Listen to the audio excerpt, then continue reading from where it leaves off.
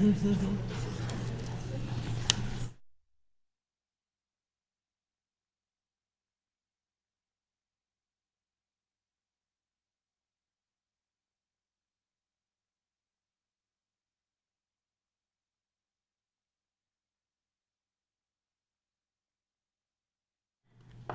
evening.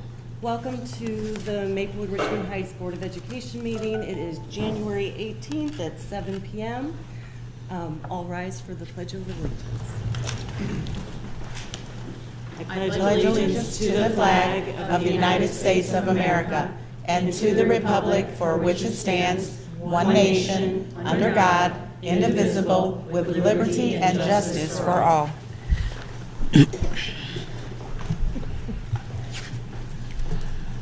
I believe we have public forum today. We have 3 guests this evening signed up. Thank you. Please keep your remarks to 3 minutes. We ask that you refrain from sharing personally identifiable information and confidential personnel matters about students or staff. Please remember, for policy, the board does not respond to individual public comments during the meeting, but all speakers will receive a follow-up communication from the board within 72 hours of the meeting. All right. When I call your name, please step up to the podium and introduce yourself. The first person on the list is Annie Rothenberg.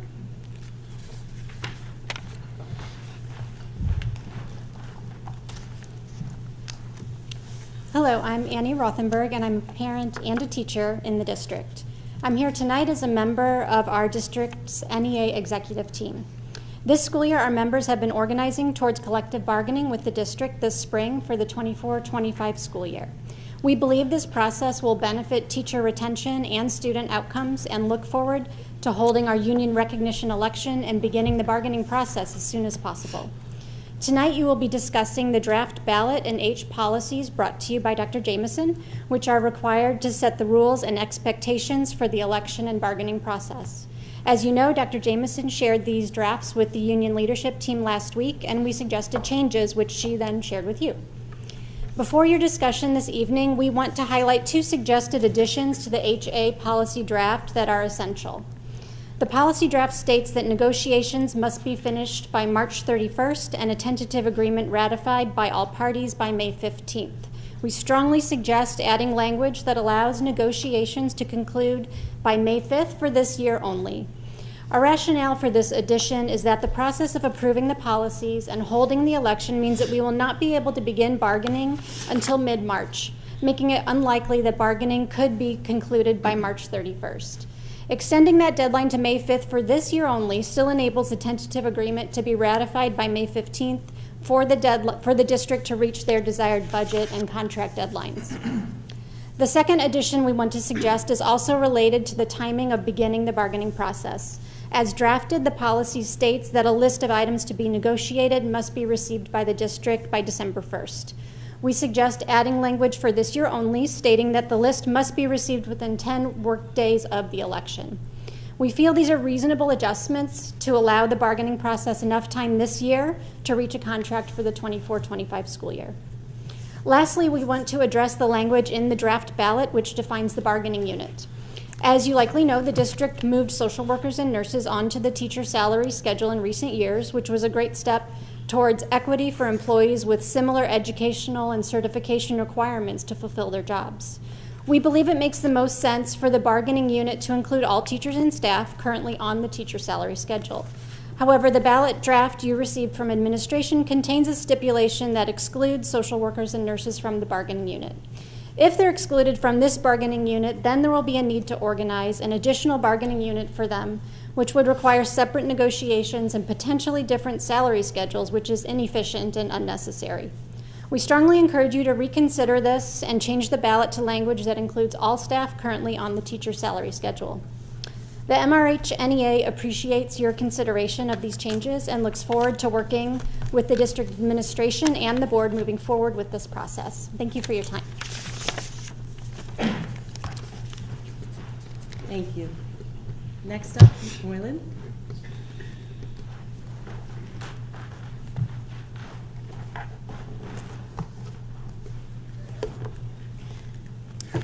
Hello, I'm Heath Moylan. I'd like to introduce myself as someone who's part of a family that's been very engaged and involved with this district for the last almost 20 years. I was on the Joe's Place board for 5 years, 4 years as the board president. My wife and I have been involved with pretty much every tax levy bond issue campaign for the last 15 years. I'm the data guy, so if you've ever had a yard sign for vote yes on YNS, KY, whatever, that sign was probably on a list that my wife had and a sign that came out of our living room. If you had a canvasser knock on your door, if you were a canvasser and you had a sheet with a name on it, that came from my computer, something that I did. So I would like to just point out that we are people who care deeply about this district, and we've been strongly engaged with this district for a long time. We put a lot of effort into seeing what's going on, and we know that it's very hard work and takes a lot of critical thought to really keep things running efficiently. With that in mind, I was very alarmed by what I saw during last month's board meeting, and I specifically want to talk about the board's response to what was revealed last month. We did not have a clean audit, okay? I know auditors tend to speak in very reserved terms. We were clean for financial statements, we were clean for federal programs, we had findings on the state audits. And the findings were that we spent beyond appropriations on 3 fronts. And I want to point out, by the way, just as a technicality, spending money that's not appropriate is a misappropriation by definition. So we had misappropriations in excess of $1 million, according to Note M on our financial statements. And not only that, we had a very alarming note from our auditor in there's a standard disclosure called difficulties encountered during the audit. I reviewed probably a dozen audit reports that we've had over the years. This is the only time I have ever seen anything other than no difficulties encountered in that section. I could be wrong because I haven't checked all of them, but even in other years where we've had findings, never anything like that. Furthermore, where we have had similar findings about appropriations, expenditures exceeding appropriations, it was never remotely near that dollar amount. Usually, I mean, the one I checked is like $7,000. We're talking about $1.138 million. Now, I'm not saying anyone did anything malicious, and I don't know what the effect is on our fund balances. There's a lot of, depending on where the errors actually were, it can mean a lot of different things in terms of where that money went and what happened. But under your watch, $1.138 million was spent that you did not approve, and that is your job as a board to be the stewards of that money. That's how you set the priorities for our district, and that's how you provide responsibility to all the taxpayers and parents in this community. In response, our board asked one clarifying question. Mr. Miller, that was you. I didn't find the response particularly enlightening that we got. And then our treasurer basically said, well, next time let us know so that we can, just approve whatever else you need. No other questions were asked. And that's just very disappointing. You should have asked more questions. You should have let the community know that you saw this, that you cared, and you were going to do something about it, and you completely failed to do that, and I hope that you can rectify that tonight. Final note, I had 2 feet of water enter my basement yesterday, so I cannot stay for the discussion now, but I will be watching online later. Thank you for your time.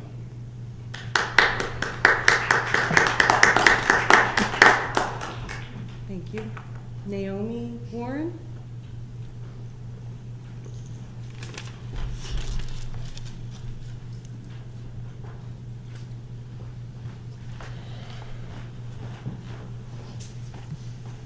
Hi, my name is Naomi Warren. I'm the social worker at the middle and high school. Thank you for allowing me an opportunity to speak tonight. The last time I spoke at a board meeting was this past summer. I talked about finding common ground as one of the fundamental principles of my work and training in intergroup dialogue. I also shared the quote that if you want to go fast, go alone. If you want to go far, go together. I am here again tonight with those same messages in support of the efforts of the MRH, NEA, and the district to engage in collective bargaining. I have engaged in collective bargaining in a previous district, and I appreciate its underpinnings. Collective bargaining, when done well, also emphasizes finding common ground and getting to yes. It identifies mutual needs, and the structures are designed to find winning solutions for both the employees and the district. The current language, as Annie mentioned, of the sample ballot, however, is not inclusive of school social workers. Tonight, I'm formally requesting that social workers be added to the collective bargaining unit. Our professional degrees, as well as our roles and responsibilities within the school, are comparable to our teacher and school counselor colleagues. In my previous experience, when social workers have had to separately organize and bargain with the district, it has cost the district additional time and unnecessary resources. Please change the language of this ballot to include social workers in the definition of the bargaining unit. It is in the best interest of social worker employees, the teachers, and the district. Thank you.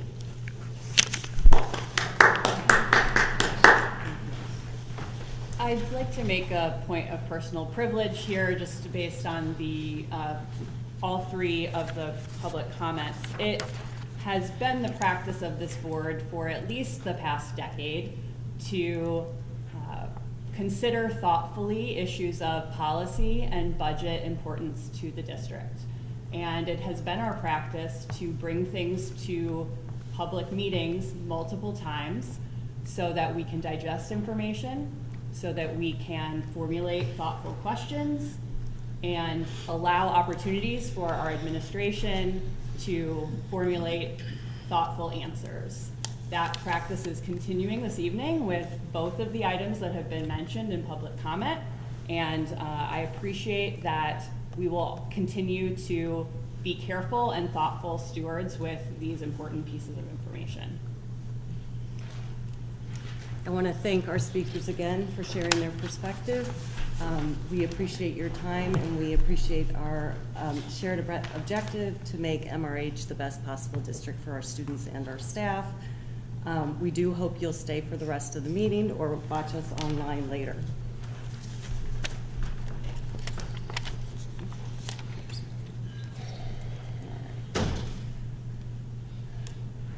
We are now moving to section 2, consent agenda 2.01, approval of consent agenda. I move to approve the consent agenda as presented. Second? Oh my God. All in favor? Aye. Any opposed?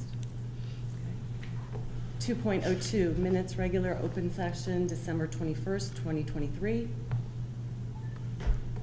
That's all included. All included? Yeah. Thank you. Agenda. Moving on officer to elections. officer elections. Thank you so much. All right. We are without a president. We normally do a board reorganization in the spring of every year. We can't wait until spring, but we are only going to do the board president at this time. So we are required to have a president and a secretary. So tonight the board will nominate for a board president. So I'm going to call for nominations for a board president. I nominate Rachel Goldsman for board president of Maplewood Richmond Heights Board of Education. Are there any other nominations?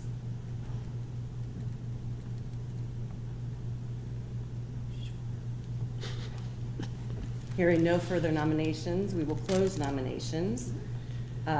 Rachel Goldsman will serve as appointed president for the Maplewood Richmond Heights Board of Education by acclamation. Acclamation means consensus of the board, and so and no vote is needed. Congratulations. Just a reminder, in the April meeting, we will do a full board reorganization for all officers. All right, section 4.01, new MOUs. Vince Estrada.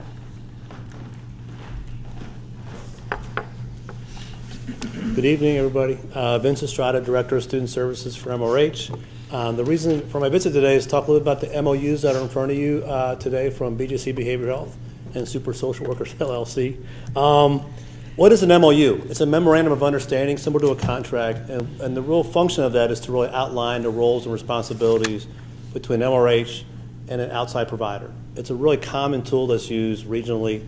We have a lot of MOUs on file with all of our children's service partners, our universities, those kind of things. And it's a really helpful document to help kind of guide our partnership work.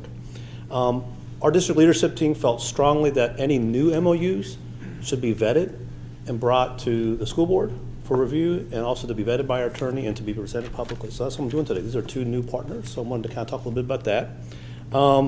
It's important to point out that we do run these MOU drafts past our district attorney, which has already been completed. So what you have in front of you are MOUs that have been vetted by our district attorney. These MOUs are related to funds that we already have. We got some money, the Immediate Responses Services Grant from the Department of Elementary Secondary Ed. Those monies were left over from COVID-19 pandemic relief funds, ESSER funds. They were unused, and so they wanted to give it back to schools. They had only one specific mandate: use this for mental health services and mental health support. So we applied for the grant, but basically it's like this. We have this money for you. This is how much it is. If you send us an application, you'll get it. So it wasn't a competitive grant. It was money that was there for us. So we applied last year. We identified, we wanted to kind of provide additional support at MRH Elementary School. The rationale for that was, in terms of social work services, we have a social worker full-time at DCC with about 520 students. We have an additional social worker at our high school, middle school with about 650 kiddos, but no current social worker at the elementary school to support them. And we do provide support. There's 2 full-time counselors, and we have Lizzie Wiegert as an SEL specialist. So we thought that'd be a good place to do some additional work. So there was a staffing, we thought that was a good staffing need. Secondly, they've been fully embedded in using the SRSS-IE data on doing some screeners for their students. And they had elevated numbers around issues of anxiety and depression and loneliness. And so they wanted to kind of provide some additional support for those students. And also our 504 data kind of really screams for additional support. In 2014, we had 20 504s in the district, 20. In 2023-24, we have almost 60. So we've increased that almost 2.5 times, almost 3 times. And the vast majority of those were for mental health diagnosis, ADHD, anxiety, depression, those kind of things. So for those 3 reasons, we wanted to kind of put some of those funds towards the elementary school. It was not easy to find a partner. We thought we have this money. It wasn't enough to hire someone full-time, but we thought we got some money. Can I find a dance partner here? And it was difficult because the agency we reached out to were interested, but they didn't want it. It was a short-term commitment. It's only a 1-year grant. And so they couldn't commit to a person being there and they not having the funding to continue with them. So it took us a while to find partners. We have 2 now. BGC Behavioral Health will cover 2 days a week. And I'm excited about that because they're a big agency and they have access to a lot of additional services that could benefit from us. They're also a regional leader in embedded services in schools. They've been around for 20 years in Kirkwood and different places providing services. They know how to do this well. And we also got fortunate that a woman named Tricia Davis, who's the owner of Super Social Workers, had availability in her schedule to come 3 days a week. She's highly skilled, trained, very experienced, been a school social worker for a long time. So we're excited about those partnerships. So those are the MOUs you have in front of you, and we need your approval tonight if we can move forward. So any questions from the group? I have a couple of questions. Yes.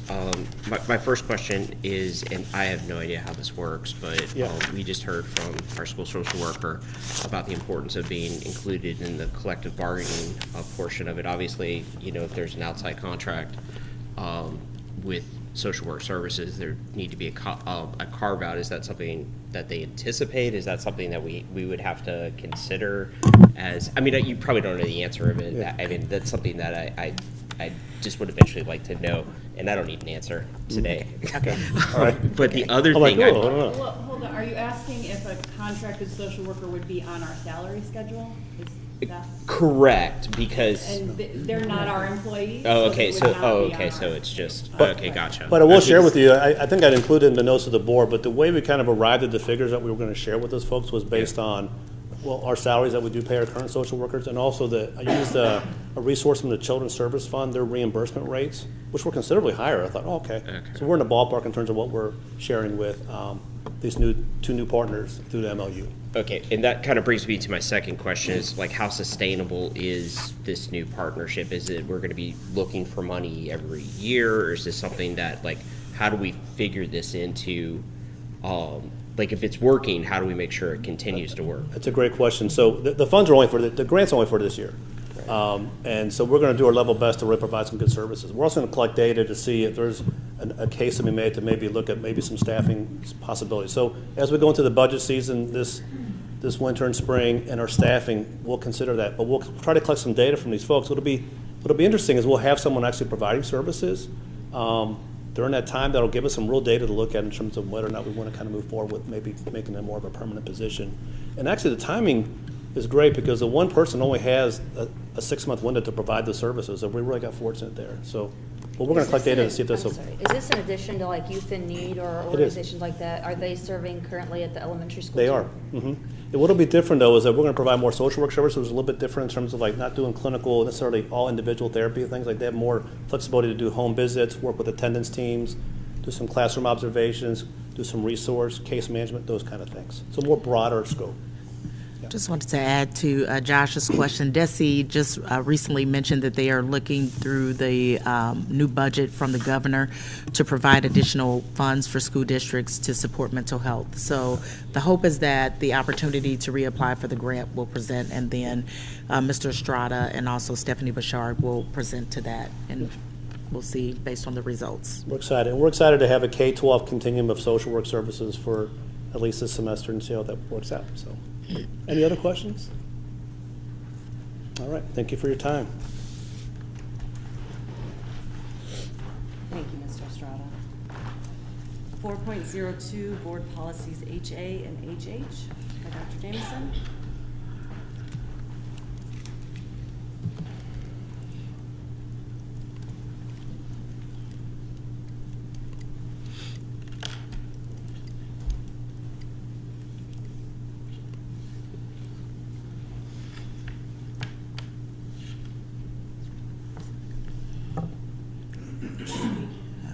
Oh, there we go.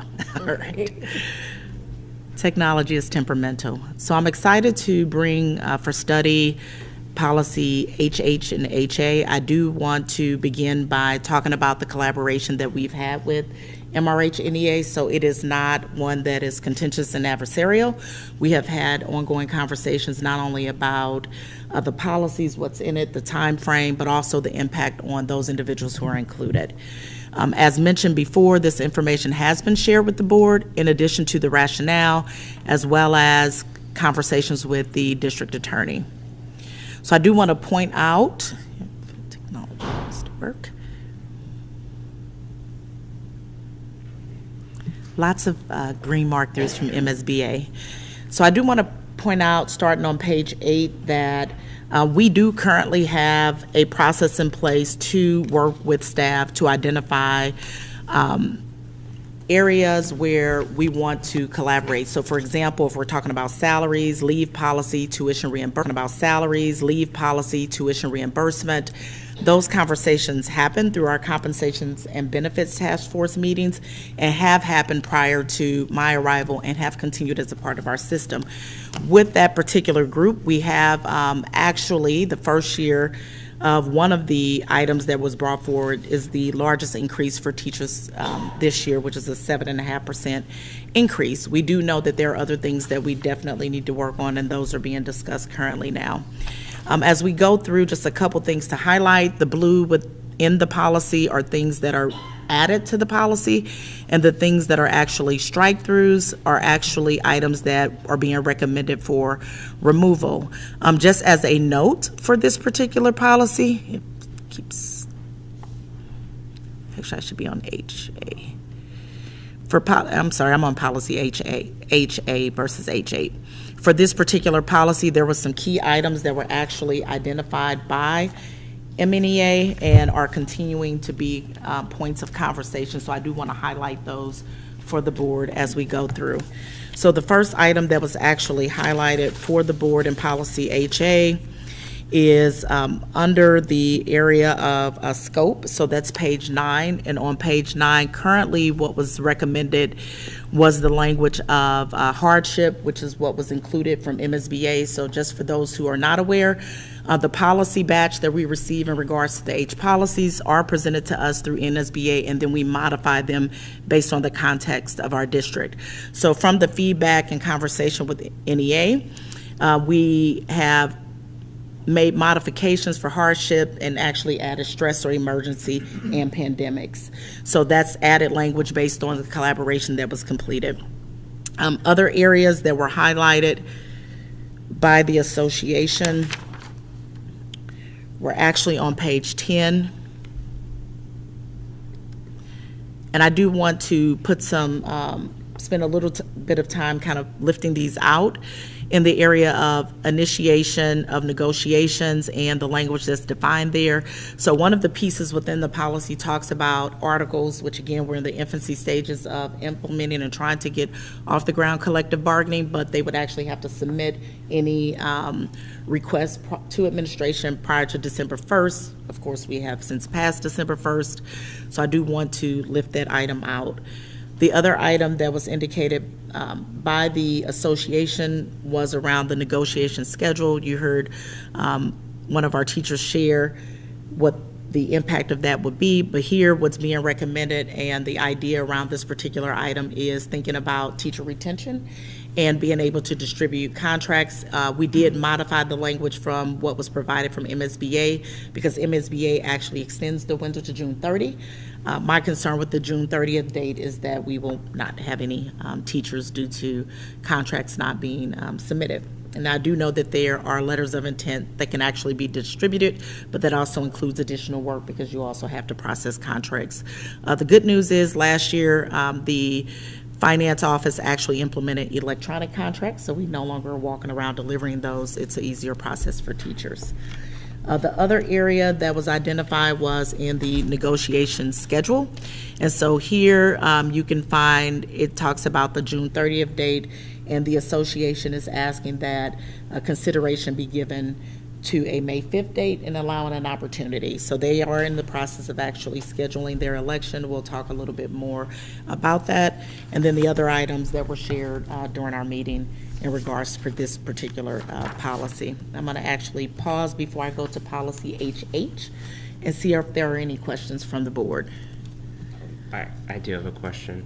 So before we had heard that that this wouldn't necessarily impact our ability to obtain staff and retain teachers, you know, the contract schedule. And I'm just curious, you know, based off of your experience, like where's the conflict with that? Like, I mean.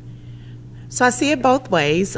In kind of collaborating with them, their hope is to actually negotiate this year. And so in looking at the timeline that's actually proposed in a policy, it would not afford them the opportunity to do that because they would have already had to submit articles. We would have already had to have had policies approved as well as the election. So part of that is it doesn't allow them to actually negotiate this year. So that was the rationale for actually looking at a date outside of what's being recommended. For me, the concern is more or less thinking about teacher shortages and the individual ability to actually go and seek employment elsewhere. Most districts distribute their contracts depending on which district. Some are early as February, some are March. And so the goal is to have those distributed back in so you can really have an idea from a staffing standpoint what vacancies you have. So from my perspective in looking at it and the date, my fear is being able to ensure that we can retain the staff that we have. Now, I will say in a lot of our buildings, like the high school, a lot of our staff are tenured staff, so it wouldn't necessarily have a huge impact, and the same would be said for the ECC. But when you look at the middle school, which has very little movement when we talk about retention, and that data was kind of presented last year, but the elementary school is our building historically that has had a lot of movement. So I feel pretty good about where we are as far as like stability and retention, but that always is a conversation in regards to whether or not having a contract in hand or a letter of intent and being able to go seek employment elsewhere. So technically, it's just a date that's in that allows us to process contracts, to have the information up and to the board so that we're not trying to negotiate in June because the new fiscal year starts July 1. And so when do we start posting for positions? When we have vacancies. So currently we have one retirement this year, which I already knew was coming. I kind of joked with Ms. Kruger, and I said, you told me you give me 3 years. She said, you're in your 3rd year. So that one I knew was already coming. And then we have a new position that the board approved last year that we did not fill because of the lateness of it. So those are the only 2 vacancies that we have. So the one is actually a new position and the other is as a result of a retirement. So we don't have any resignations per se at this point, but positions are posted once the board approves a resignation.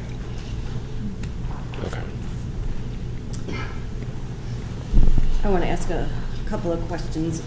The comment brought up some questions about language and about those dates. That is part of what will be brought back to us, because tonight is a study, and so that discussion and those discussions are not for us. They're for that unit between the attorney and NEA and the district, and then you will bring that back once that has been.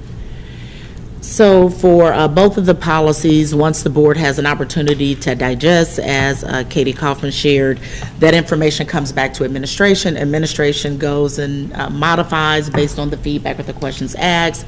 That information then will be brought back at the next meeting, and of course there are other conduits by which we share information with the board, but that is basically what will happen. In regards to the language, the NEA is very much aware that it is draft language, so we actually went back and forth and had some really good, robust conversation about it. So trying to meet in the middle, but was being very clear that additional conversation needed to be had. So it was communicated that, hey, this is just a draft, it is not the final, and that it will come back at the February board meeting. So they are aware of that. We've been communicating that. So this is just for study, and the questions posed by the board and other feedback or questions will be considered in the next draft that comes forward in February. I was a member of the union when I was in the classroom many years ago now. So I am very much pro-union. I am also in a position where I have to have the well-being of the district in mind. And so this is not necessarily a question to answer this evening, but I am wondering, after 20 years or so hiatus of having a negotiating unit, what the rush is to push us to approve a policy, but also adjust that policy to make concessions so that this year can be a bargaining year. I believe we are in year 1 of the 2-year raise that had been already approved by the board. We made some changes at the beginning of this school year to allow more flexibility for teacher PTO time as opposed to a vacation bank and a sick time bank.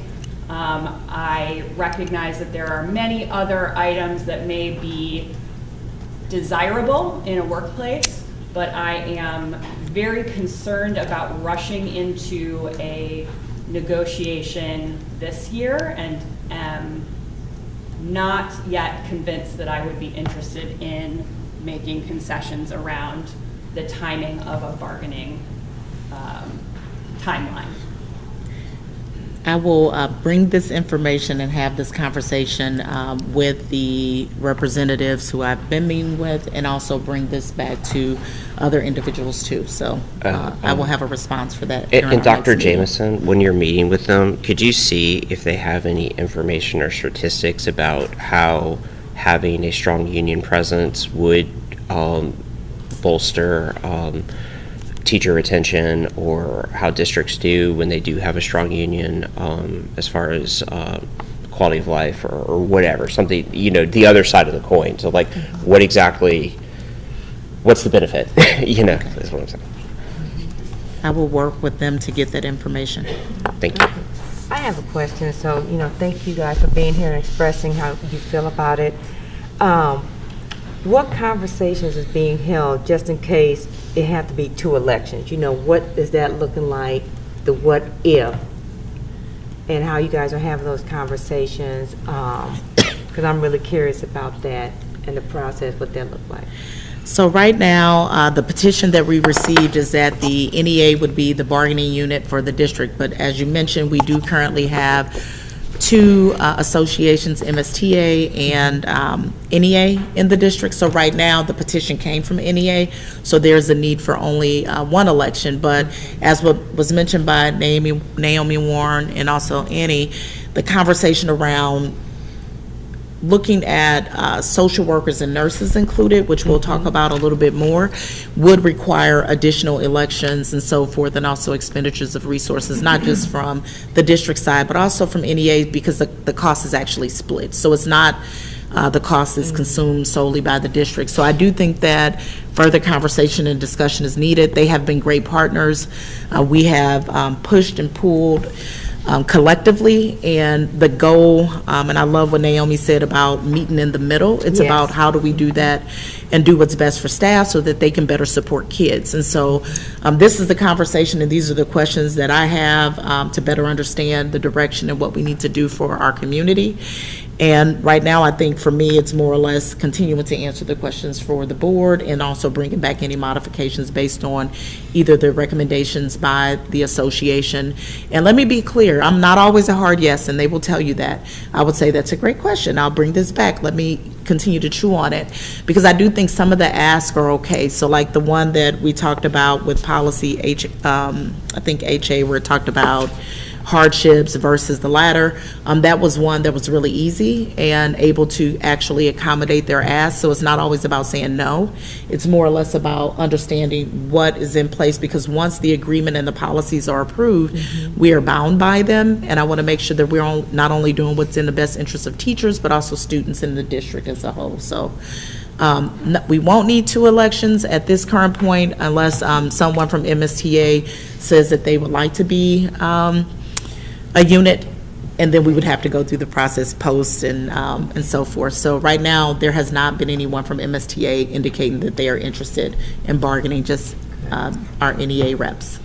Dr. Jameson, I'm sorry, I just want like some clarity, I guess, on like how, maybe I should understand it more than I do, but if you were to include like social workers, nurses, and you said something about like splitting the cost, how does that work?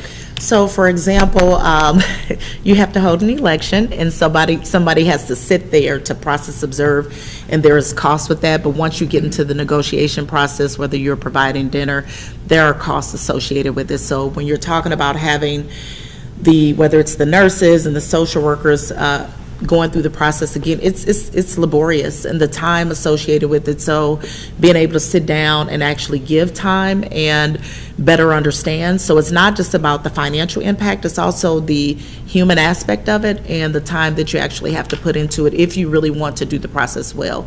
So I just want to be clear about that, but there is a financial impact. So when we do get to the point where we talk about elections, and which at this point we don't, if we had to run 2 elections, we would have to pay someone to sit there. So I'm working through, so it's paid in one or 2 ways. Either we pay the district attorney at her hourly rate, I did the calculation, or I take one of my staff members, you can calculate their average hourly rate, and they're sitting monitoring an election. So you're still expending costs, is just which way do you want to choose to spend for it. So there's plenty of work to do, and I personally don't want Dr. Ambrose Phillips, she already knows she's would be the person, but I don't want her sitting actually having to do that based on the lift and load. So I do think that there's a part of that, and we're working through that, but right now we have not received any requests from MSTA to actually be a bargaining unit.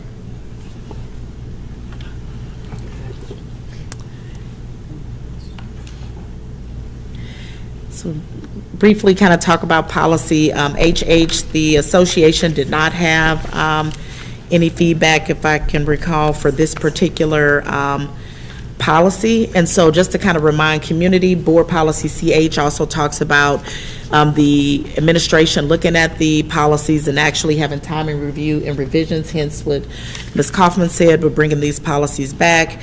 But the main changes here are really just kind of taking words out or adding words into for clarity around designated, and then dates of petitions and things like that. So based on the questions from the board and modifications and changes, and based on the information that I gave you from the association and any feedback provided, those adjustments will be made, and when the policies are brought back in February, you will see those reflected in, and the association will receive a copy of those modifications prior to the board meeting. And at this time, I will answer any other questions that the board has. For me to understand a little bit better, what is the MSTA, the NDS? Like, I don't like. Oh, acronyms. How does that, work and all? So that's a little bit of history beyond, I don't know how the district got to associations, so when we talk about associations, it's teacher union groups. So kind of like somebody belonging to the Beta Club or something like that. There are 2 teacher groups. They each are represented within the district, but for the standpoint of this particular conversation, the NEA is asking to be the bargaining unit. So they want to be the association that's negotiating on behalf of all staff, even though there is still a second association there. So it really is a group that teachers are a part of, and they have like a UNICEF rep and things like that. They help them have conversations about the policies and help guide them, just like the district attorney does for me. I can send you some information, Abraham. Yeah, MTA, Missouri Teachers Association. And NEA. NMEA. It's Missouri Educator. well, for MRH, NEA is And Maplewood, national. Richmond Heights. Yes. Got it. National Education Association, yes. Those are the acronyms. Yes. Those are the actual union names. And I did, Josh, just kind of an added point in the December board meeting, some of the information that I included in the slide deck actually came from NEA around the effects and the benefits of having collective bargaining, but I will work to try to find some hard numbers for those districts that have been bargaining for a while. I will say that there's a increased movement. So you have Valley Park, you have Kirkwood, and some of those districts that are currently now in the process working towards bargaining too. So I will see what I can find. Some districts have different policies, so I did look at those in regards to the development of these two. Thank you. I just want to remind the board that MRH has really sort of been negotiating for the past 20 years already. This formalizes it into a more formal process, but CBTF really was already doing this collaborative negotiation. We have a good history of this working, so Right. we're just formalizing it. So Yeah, I mean, I get that. I just wanted to, make sure that everybody understood what the benefits were, so. Why for so long, 20 years? Like, just not now? That's a great question, and I think that goes back to Ms. Kaufman's question around what is the rush to approve, and I only can go back and ask, and they're fairly honest, so they will tell me the why behind that. I would say that having a formalized process, in all honesty, if you think about an association or a union, it benefits them because it's codified, it's an agreement, you can't move outside of it.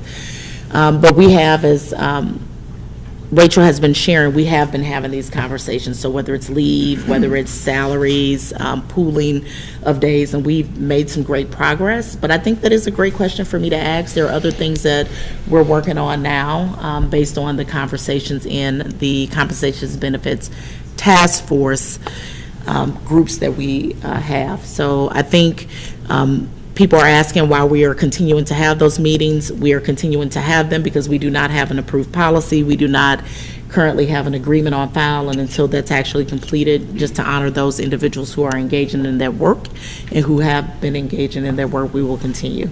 It actually sounds like a great social studies project for the students to explore, what's going on.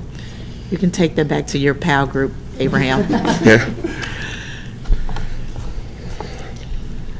any other questions? 4.03, the MRH NEA election ballot.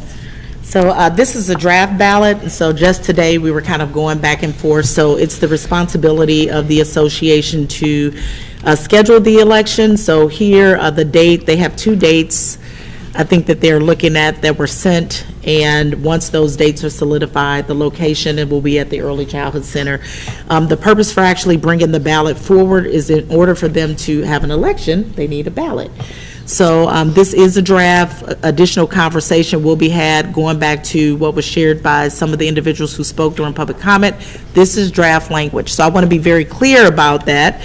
And that has been shared, so it's not a surprise. It's not a aha, I got you. It is draft language based on the conversations that we've had with the association reps and also with district legal counsel. So based on the questions from the board and feedback, adjustments will be made, and then this policy will come back again, or this ballot will come back again in February for action as well. It's pretty much straightforward. Any questions that you have at this point? So whoever is included in the bargaining unit would be beholden to the same, not only salary schedule, but a variety of other expectations potentially, right? So it would be helpful to understand if currently our social workers and our nurses have the same number of contract days as our certified staff, if they have the same sort of access to, what are they called, comp days that our certified staff have for, staying late for teacher conferences, things like that. If there are other aspects, I understand that obviously the salary schedule is a leading factor here, but to understand other nuances that those groups may have that are different than the teaching core would be helpful. So what I can do in the next board note is to provide that information so you can see a crosswalk in the function of those roles. And that was actually the feedback that we got from legal counsel regarding the appropriateness, and suggestions were made and conversation had with the association, but I can provide that information so that you're prepared when this item comes back. And I guess that's kind of my original question about the MOU, like how that might impact how work is shared, how time is split, things like that. Well, I will tell you, I got some elementary teachers over there. We have a huge caseload in need for the social workers, so I don't think that it will diminish the work that is done, but will expand the capacity. And they're not actually MRH employees, right? They're contracted, so our individual staff will continue to still have the same expectations, whether it's supporting students, doing home visits and those things, so that won't change because we have contracted services, but that's a good question. What do other districts do as their units? Are they just teachers? Are they social workers? It depends. It depends. So some districts actually have the nurses and social workers on in the bargaining unit, but some don't have them at all. Some have one, the social workers, and not the nurses. So it depends on what district you're looking at. There is no rationale for it. It just depends on the preference of the district. So you could find one that has them on. You will have some that don't, and then they actually bargain separately, which is what Ms. Warren was talking about. So from a capacity standpoint, if they had to actually bargain separately, let's just say hypothetically, with the nurses and the social workers, that means that we would be doing that 3 times. And thinking about who has to be a part of that and the amount of time as far as the work that needs to be completed. So I do have some opinions. I will refrain from sharing those. I've been very upfront about kind of what makes sense and what's logical, but it does expand the capacity of the work. But then also you're talking about starting again over from the start with this full process. And I think we started having these conversations in maybe September, October. To get to this point, so we would actually have to start that process again, whether it's for 2 or for 1 for the nurses and social workers. So I think we're talking about how much time we want to invest. But I think the larger question that Katie asked actually makes a lot of sense, to be able to provide to the board the scope of the work and kind of identify similarities so that the board has a better picture of what their roles are. And I'll work with Vince Estrada with that, since he supports the social workers and the nurses. Well, and I think a reminder that should one or the other be added or not added, they don't stop being valued members of our MRH district, and we're not going to treat them fairly, equitably, and justly. We need our social workers and nurses regardless of what happens here, so they're going to continue to be treated with care. Well, I would say the board's approval of placing them on the teacher salary schedule when they haven't been. So I want to continue to reiterate that our CBTF work, while is not perfect, has resulted in a lot of the requests that teachers have been asking for prior to my tenure and the tenure of some of the other staff members. So again, very sizable raise, pooling of PTO days, and really taking a deep dive into benefits and also tuition reimbursement. So some of those things are still being discussed, but we are not shying away from the conversation. So just kind of going back to what you shared, it really is just making this a more formal process where there is an agreement, and then being able to kind of step through that. I honestly like negotiations, believe it or not, because it removes the whack-a-mole approach where you're addressing certain things, and if something pops up, now it's something you need to talk about, so you are clearly able to outline once the articles are produced what you will be negotiating around, and it ensures that those are the conversations, and even if something else comes up, you really can't discuss it because they've already been identified. So I think there is a benefit to that when you talk about streamlining the process and ensuring that we're getting everything done.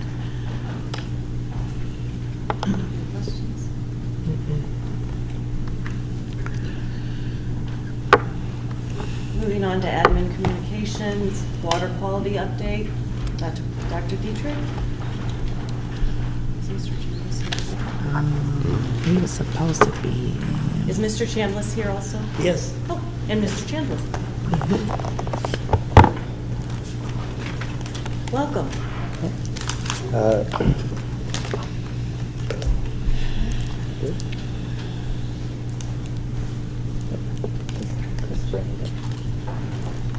While they're bringing that up, I do want to introduce Mr. Greg Chambliss. He is the Department Manager for Environmental Services at PSI. They are more or less our preferred vendor anytime we have any environmental concerns in the district.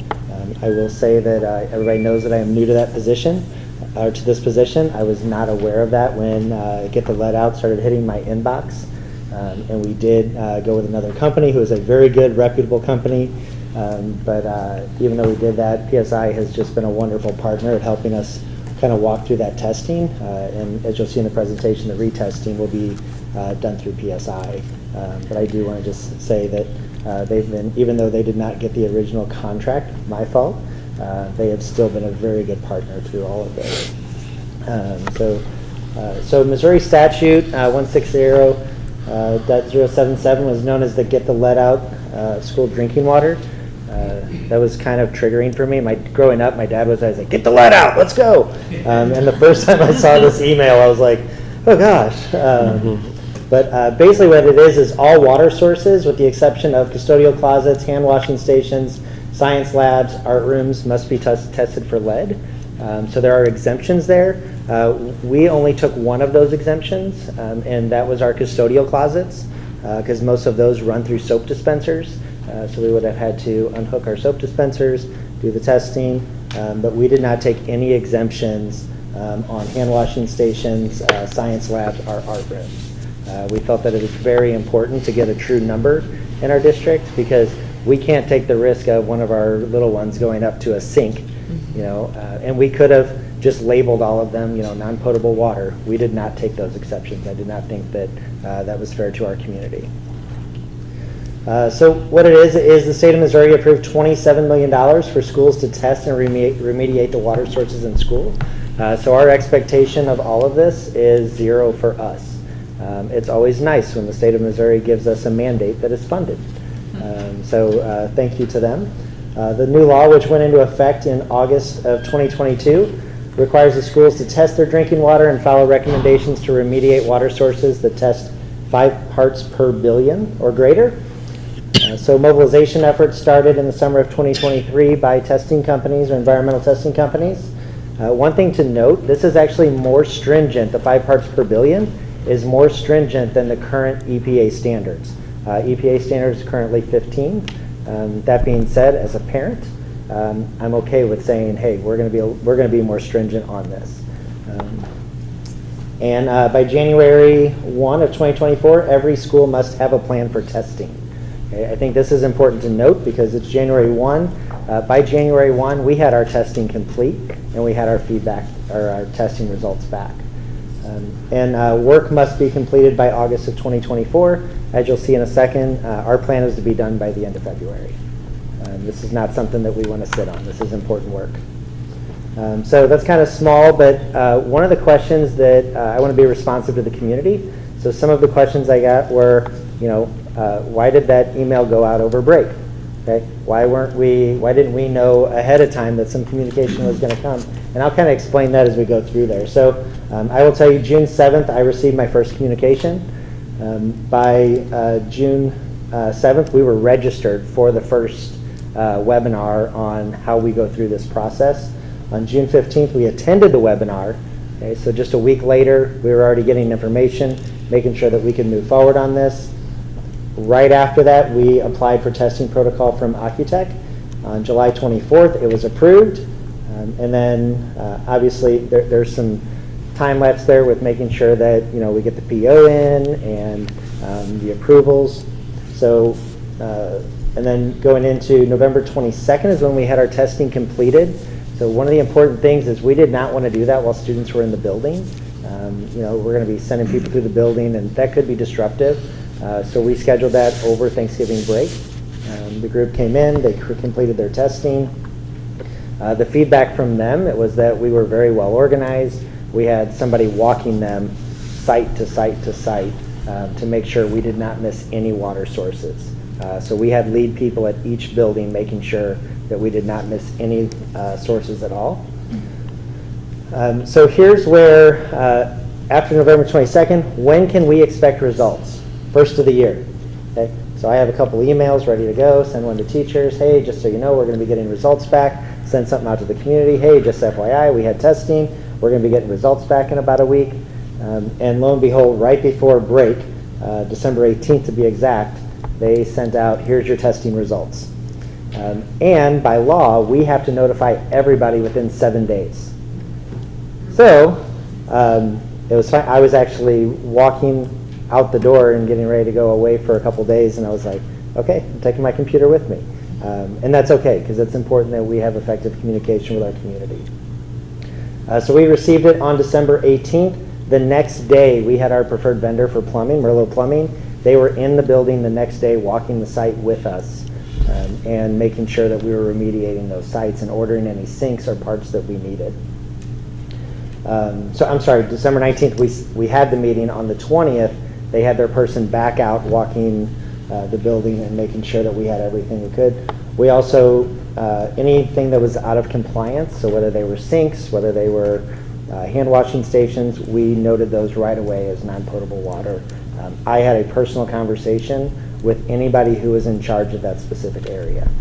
So if in the case of elementary, there was one sink, I went into the classroom and I had a conversation and laid out the testing with the teacher and explained what that meant to them. Okay. And then December 28th was day 6, so it was 6 work days. So we had some break days in there. So on December 28th, which was my first day back in the office, we sent out that communication. On January 31st, we haven't had that yet. The expectation is that every sink that had to be addressed will be remediated. In some cases, we were given the option, hey, you can probably just take that filter off, rinse it out. We have actually taken the approach that we're just going to be replacing that fixture. We'd rather be safe than sorry, and especially since there are funds there from the state. We want to make sure that we're doing everything we can to keep it safe.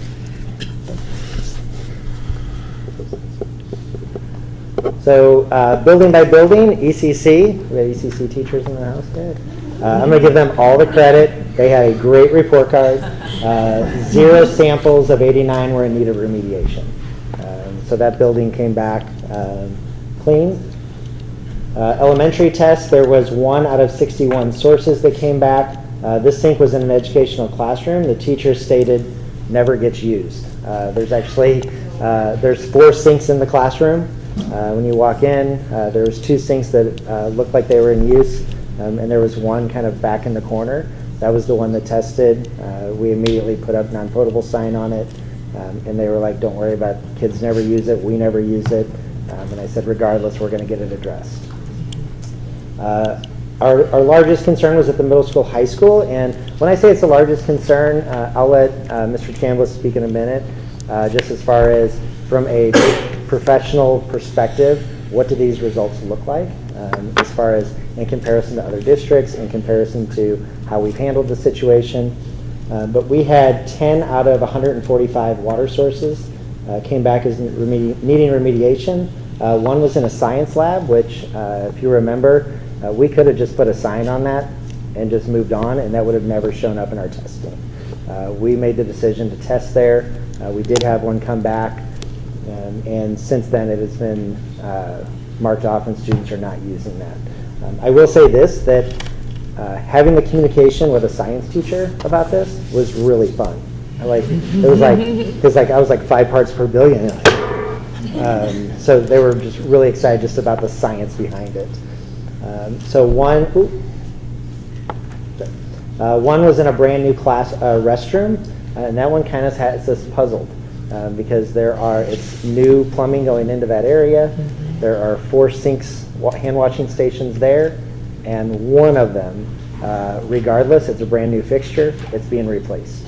Okay? And signs went up in that area. 3 faucets were in the cafe that were currently not in use. There is kind of 2 sides to the high school kitchen, and there's one that it was the 3 sinks right in a row, and we have no reason to believe that that's in the piping, but we're still going to remediate those sinks and we'll do retesting. 5 were in hand washing sinks in the outdoor restroom. So the field house where the concession is, interestingly, the ice machine, the sink, everything in the concession stand came back clean.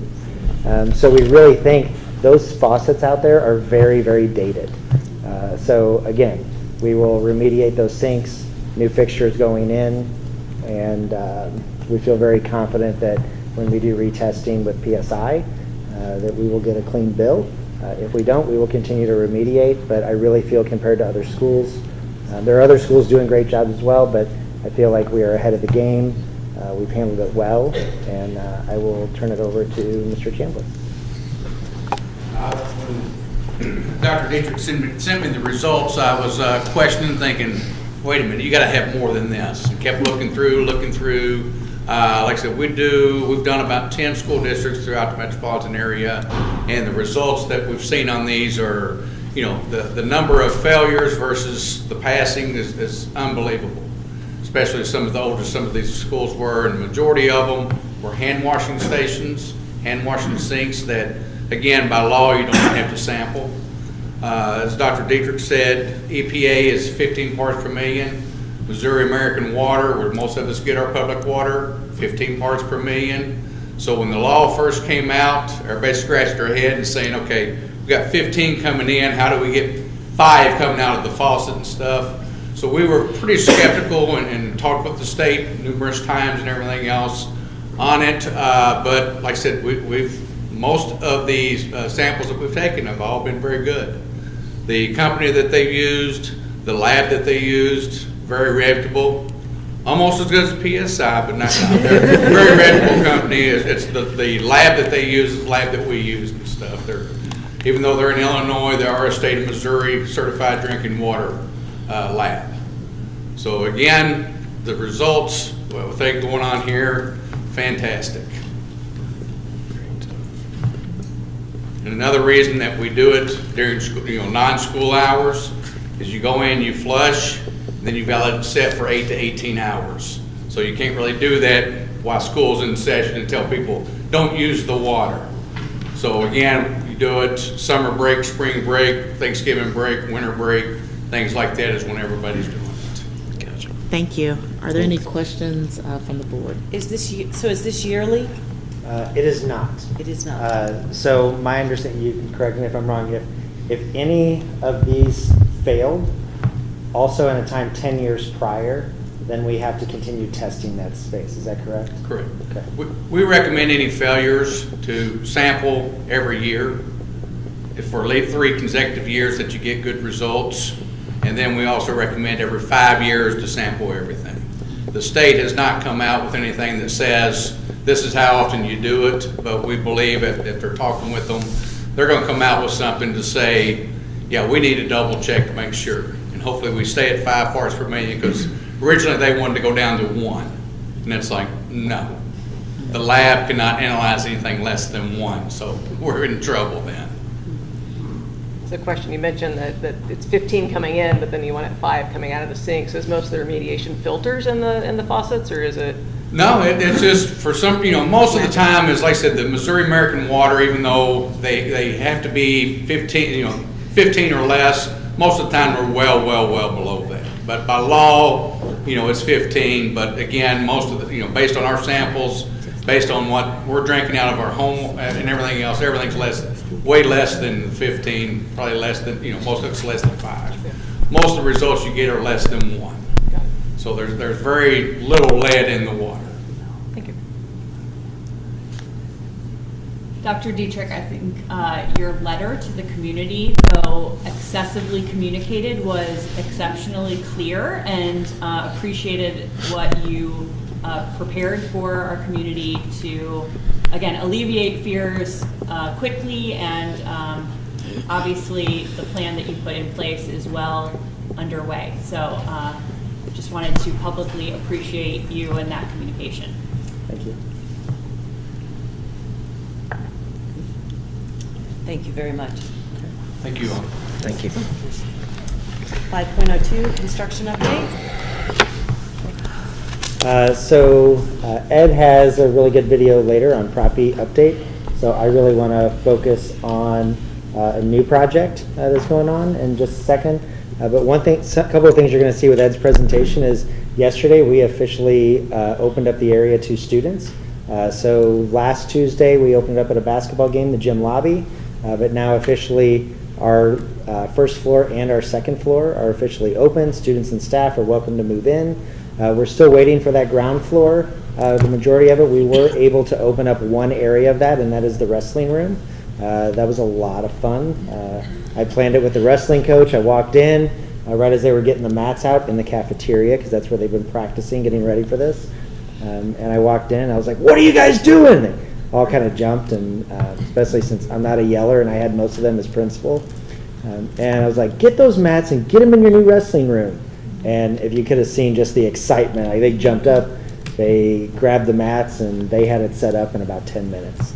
So it was really great. And then last night we also had MRH Youth Sports Wrestling. They were in that area as well. I received a communication this morning from them, just how thankful they were that we were opening that space.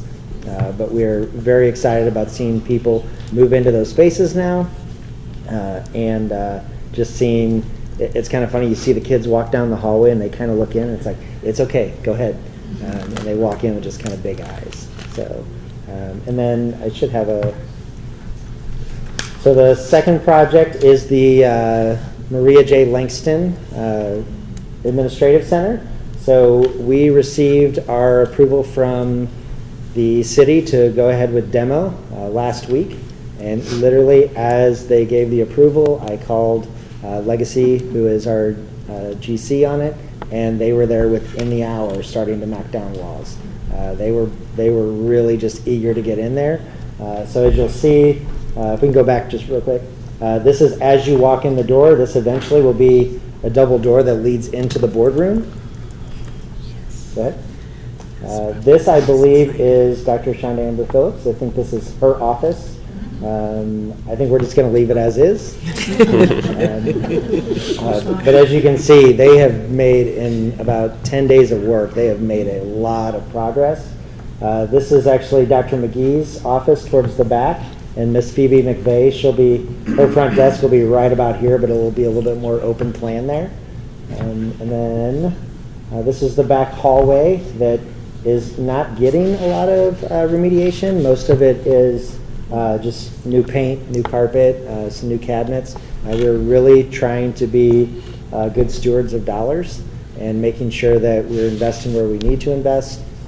But there's a lot of spaces that we can just leave alone and just put some lipstick on it, and we're going to be good. And then lastly, this is going to be the new boardroom. We're very excited about this. We've already seen some spots where we can save some funds here. We were really afraid about what that open ceiling was going to look like because it's wood with exposed rafters. And we're going to leave some of that exposed because it is gorgeous. So anytime you can make things more beautiful and save a little bit of money, we want to make sure that we do that. So. Thank you. Prop E, progress updated.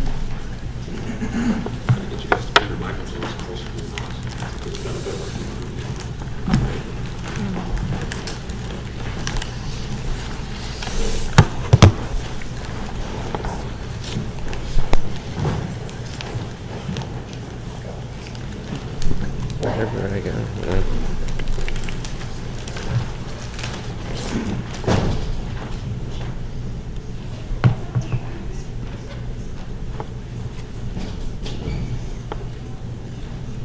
All right, we'll begin outside on the commons. Most of the pavers are down. That process slowed a little bit recently because of the weather. You can also start to see how all the walkways are coming together, what the pathways could be. The canopy is up. That's adjacent to the middle school offices, and that's the main entrance to Building A. Canopy is up over there as well. This is inside. That's the concession stand. It's been pressed into service already several times. Very well appointed. Got water moving in the lobby.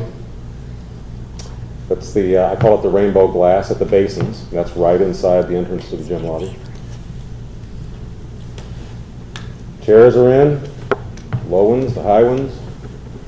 Somebody's got a washer and dryer. Most of the offices have the furniture moved in as well on both the first and the second floors. One of several conference rooms. Starting to look like an office. This is the reception area.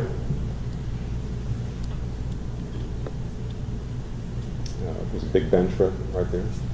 Looked better today when I was there. Looks occupiable.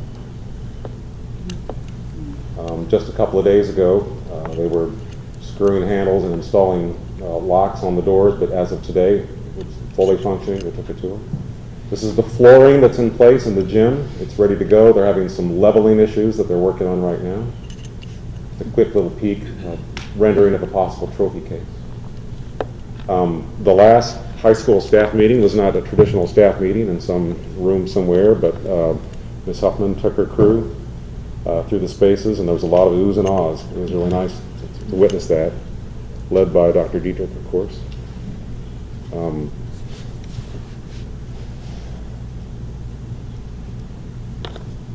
It was kind of nice to see our alternative services coordinator, Melissa, kind of surveying her kingdom from what will be her office suite. So, and there you go. I don't know why I had the volume down, sorry. These guys are clearly having a lot of fun.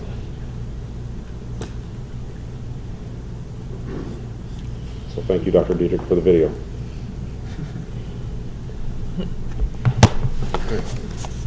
Thank you. 5.04, M66 update by Rachel Ward.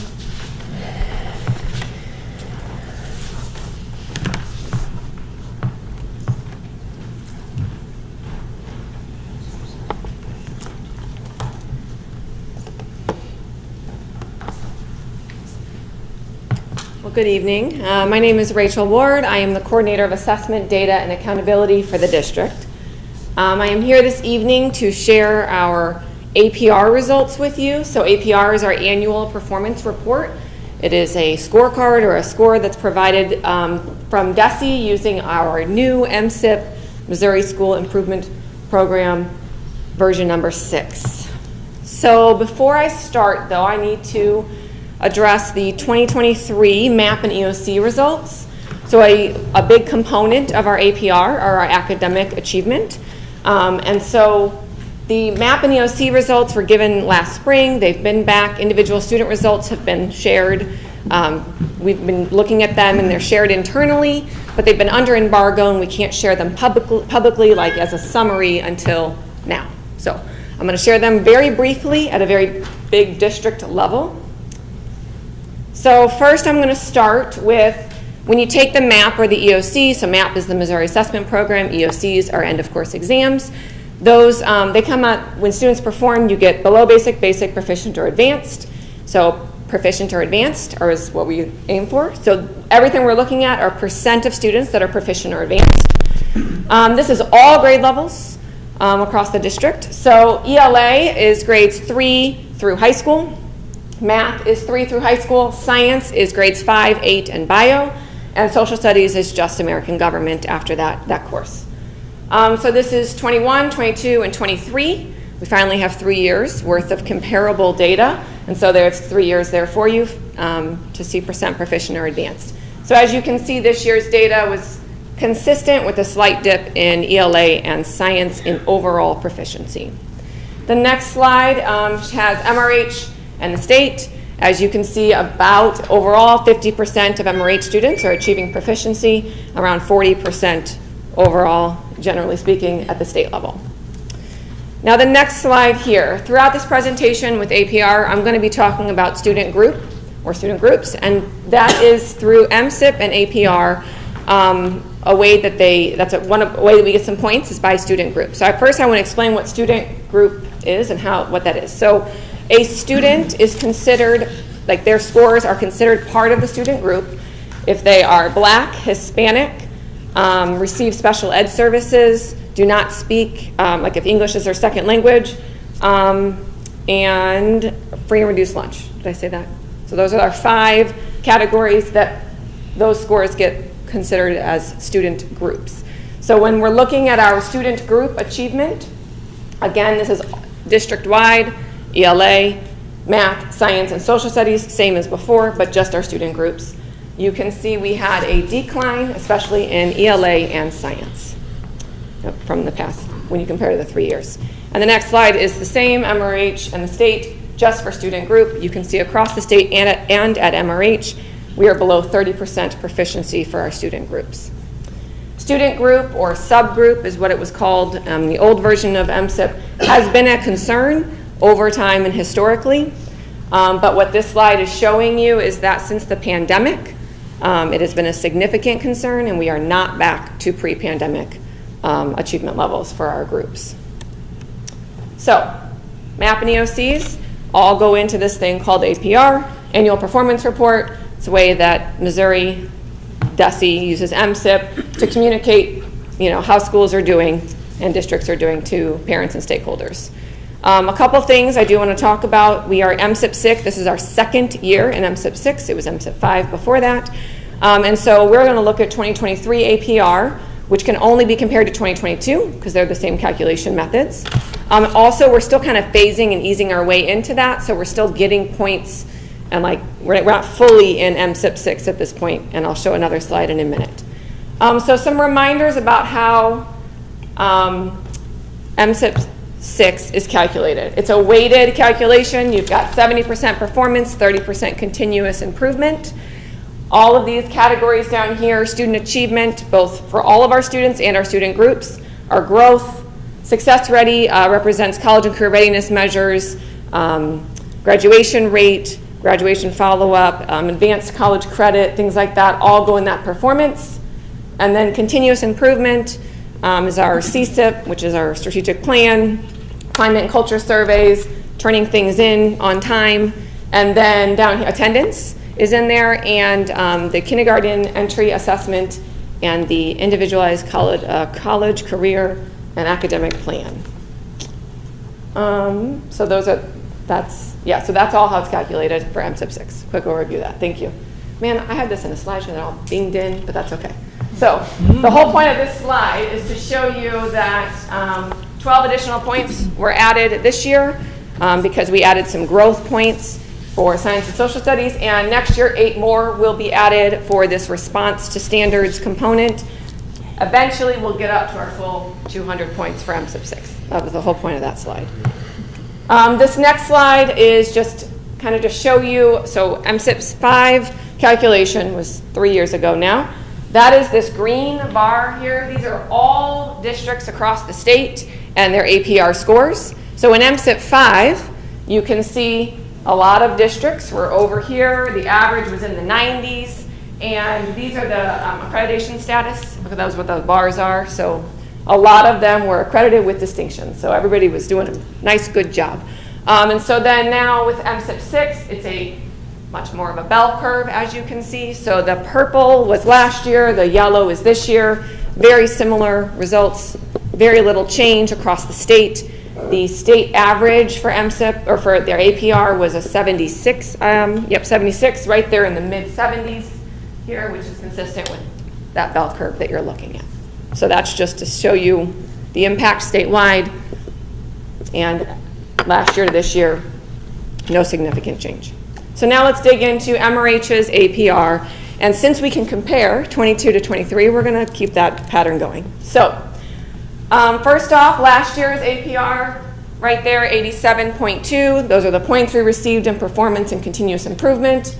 This year's APR, the points we achieved in performance, continuous improvement, and our overall score of 84.3%.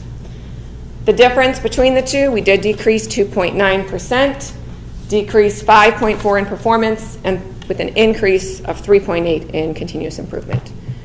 So now we're going to really dig into where each component and where you got your points from. Before I do that, though, you're going to hear these categories and see these colors, and so I just kind of want to outline that for you. So the first, when there is like a status that you're reaching, they have 4 categories. So floor, approaching, on track, and target. So it's kind of, this is better on this side over here. Blue is where you're aiming for. So academic achievement status in ELA and math, that's where the graduation follow-up rate, attendance, those things where you have a goal you're trying to reach are in those 4 categories. When you're looking at growth, that's going to be in the below average, average, and above average. So those are 3 levels that they broke it down into. Same kind of color scheme, you want to be this way. And then for things like turning in things on time, did you do a climate and culture survey? Yes or no, you either meet or you don't meet, so there's 2 categories. So this slide is our academic status page. So this is showing for all of our students and our subgroups, or our student groups. We have how many points we earned based on their performance on the map and the EOC. And as you can see, overall, our students, we are on track, on target. We had 2 that moved from at target down to on track, 1 that went from on target up to target. So we're status-wise looking pretty good there. The next one is for growth. This is, again, all students and student groups. We had 2 categories, the ELA and the math, both student groups, that dropped to below average on the growth. The next slide shows our additional performance points. So this was college and career readiness assessment, so that's our ACT, things like that, advanced credit, graduation rate, and graduate follow-up. So everything this year in 2023 is target. We went up in our graduate follow-up, so that's our 180-day follow-up on our graduates from the previous year. And then the last little chart down here shows all the points for continuous improvement. So again, this is that, did we do our ICAP for our students, kindergarten entries assessment, documentation that we turned some things in on time. Over here, we met target for all of those, and with attendance, we went from 0 points at the floor up to approaching. We did get 2 points last year for attendance. So this final slide here just kind of summarizes by all the different color-coded categories and what fell into each of them. So we're heavy on this on track and target. We do have our ELA student groups in math as well over there on that floor that we need to address. Well, I guess it's below average because it's the growth component. Which now brings us to our wins and opportunities. So wins, our achievement status overall was pretty green and blue on that page. CCR, so our college and career readiness assessments and advanced credit, Doing great there. Graduate follow-up, we gained some points, and attendance are the ones I'm going to call out for our wins there, for improvements.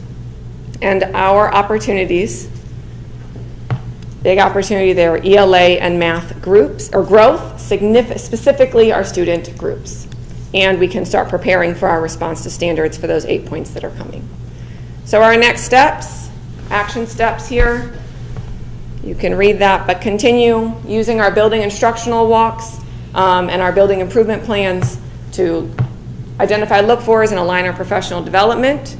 Use our MTSS structures, our own internal benchmarks and those growth measures to respond to student needs, and continue doing what we're doing to improve attendance. Next, your building level data specifics will all be coming from your building level administration. This was all district-wide. And that's it.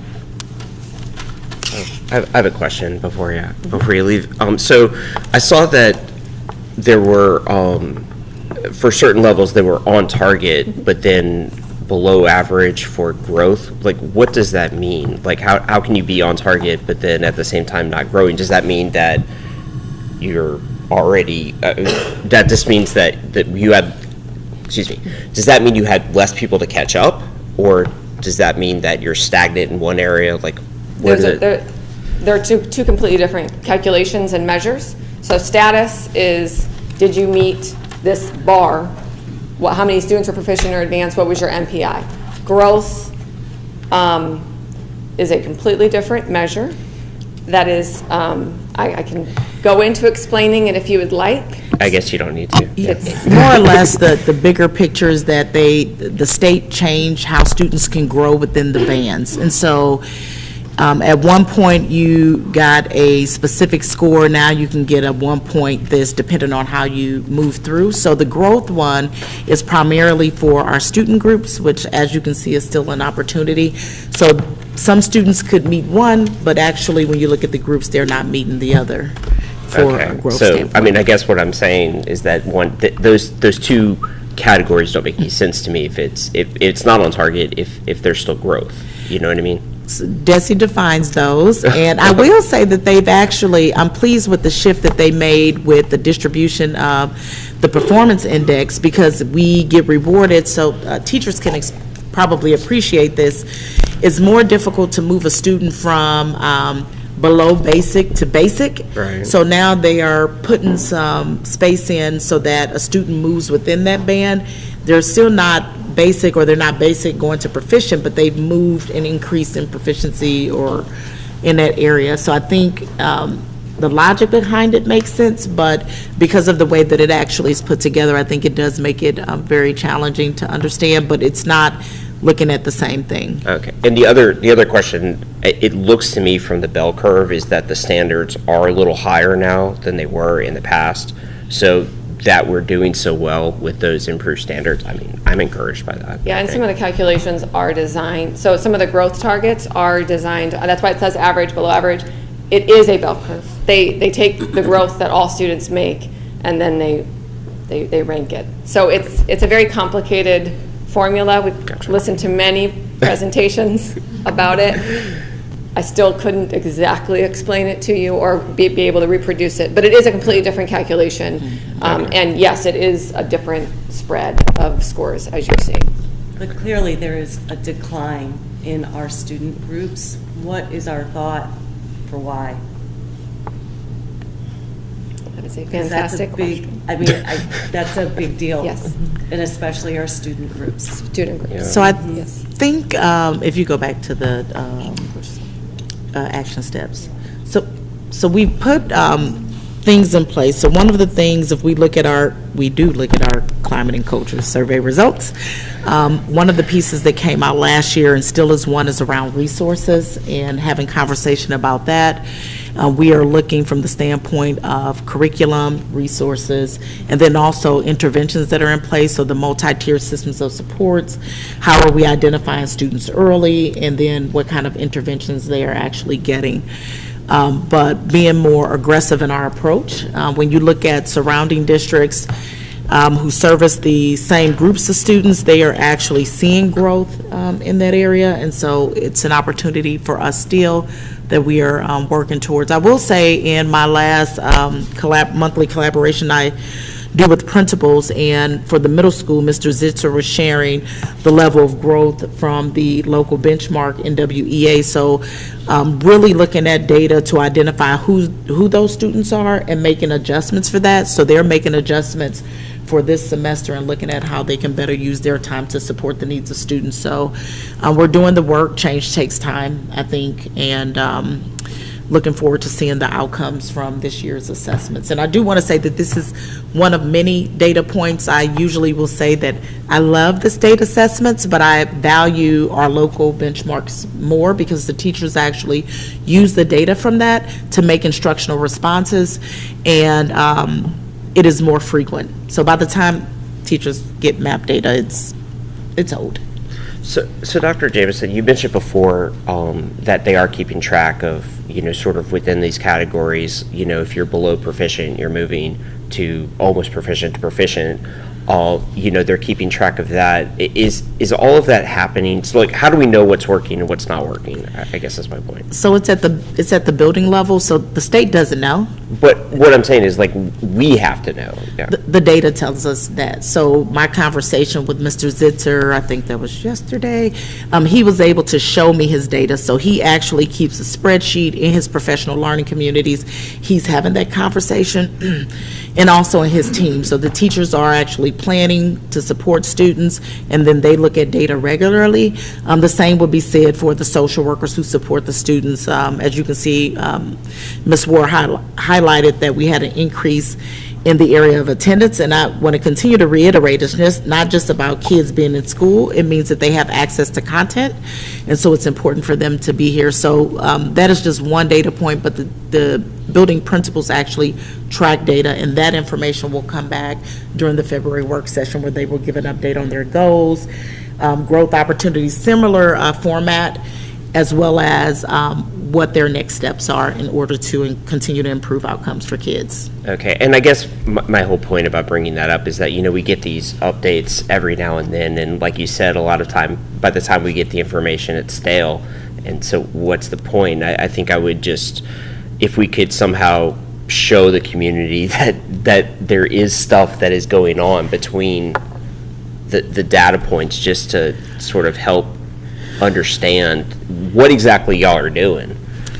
I think that's a good point, and conversation can be had with the building leaders in their updates of what they send out. From the district level, we do try to trickle out some of the work that we're doing, but it's more operational. I will say that I'm always open for emails, conversations, because the work is getting done. And if one doesn't know, I think you ask the question so that you do know. So just to give an idea, and actually we'll be discussing this later with the board, the building teachers actually completed feedback surveys on their principals. I do monthly collaborations, instructional walks along with Dr. McGee, and we have coaching sessions with principals. So those things are occurring and conversations are had, and we also have data dives after the local assessments are completed, by which Ms. Ward, Dr. McGee, and those individuals who touch the instructional pieces. So that's more of the day-to-day. Typically in the board meetings you wouldn't hear that because it's more of governance and policy, but those things are happening. Teachers are being observed and principals are in classroom because that's what their responsibility is. Yeah, I just want to emphasize the instructional walks provide an opportunity for principals to be in classrooms observing potential interventions or potential opportunities for engagement of different student groups that is based on planning that is done around data from primarily the local assessments. I mean, this data is all from last year's school year, so while concerning, is not going to inform what we would think we're observing, we would expect to be observing in a classroom. I think that the importance of those both opportunities to planfully create reactions to data, as well as to have some help in ensuring fidelity to those interventions are important pieces of the work that we know is happening from our building level leaders and our in-classroom professionals. I have a question. On your wins, you kind of have attendance on there. So I'm like, okay. But looking at it, you know, it was like floor, then went to approaching. Is it a win because we're at the approaching stage, or they're in your action steps that you guys see that is going to become, is the win of what you're taking? Well, I mean, it was a win from 22 to 23. Okay. We did improve. Okay. Do we have 90% of our students here 90% of the time yet? No. Okay. So that is still an area, an opportunity. And I think, for action, continue our attendance practices, right. continue focusing on that. Okay. And that is, it has been all year a focus. And parents know from the emails we get, attendance is being monitored and being responded to, which I think, again, I said this last year, but we're coming back from that pandemic. There's a definitely a mind shift around attendance. You were not feeling well, stay home. And so now trying to just get back into what does that look like, and the measure has stayed the same though, that 90% of students here 90% of the time. And I do want to add, it is a part of APR, and I just had this conversation in the commissioners meeting because I do think it's a broader question. For me, it's more about how we get funds in the district. So with attendance, for those who don't know, it is the weighted average daily attendance that we're paid on. And my push for the commissioner is we should be paid on enrollment, because whether the student shows up, and we do want them here daily, we're still required to educate them. So it just makes sense if the student is enrolled, pay us, versus us looking at the weighted average daily attendance. But I would say attendance is a challenge across the state. But I do want to highlight, I know that Ms. Ward kind of addressed it, but the high school did have a 100% graduation rate last year, and there are not a lot of high schools that actually reach that mark. And I would say that a lot of our schools are struggling to even get the districts are struggling to get the 4 points. If we continue to trend how we're trending, I believe we're on track to get 3 this year. If we continue to trend. Attendance? Yes. Oh, yes. 3. Right So now, 3 yes. out of if the 4. If the school year ended right now, we would get 3 points. Which would be an increase too. So I think it's really the work of the teams, definitely the social workers, we talked about them, they're a large part of that. So it's not just one person, it is a collective effort, but I do want to kind of highlight that.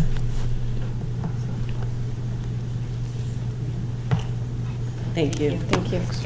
And just a reminder, during the work session, the buildings will come and present their plans and their own APR scores for their schools. 5.05 program evaluations. Dr. McGee?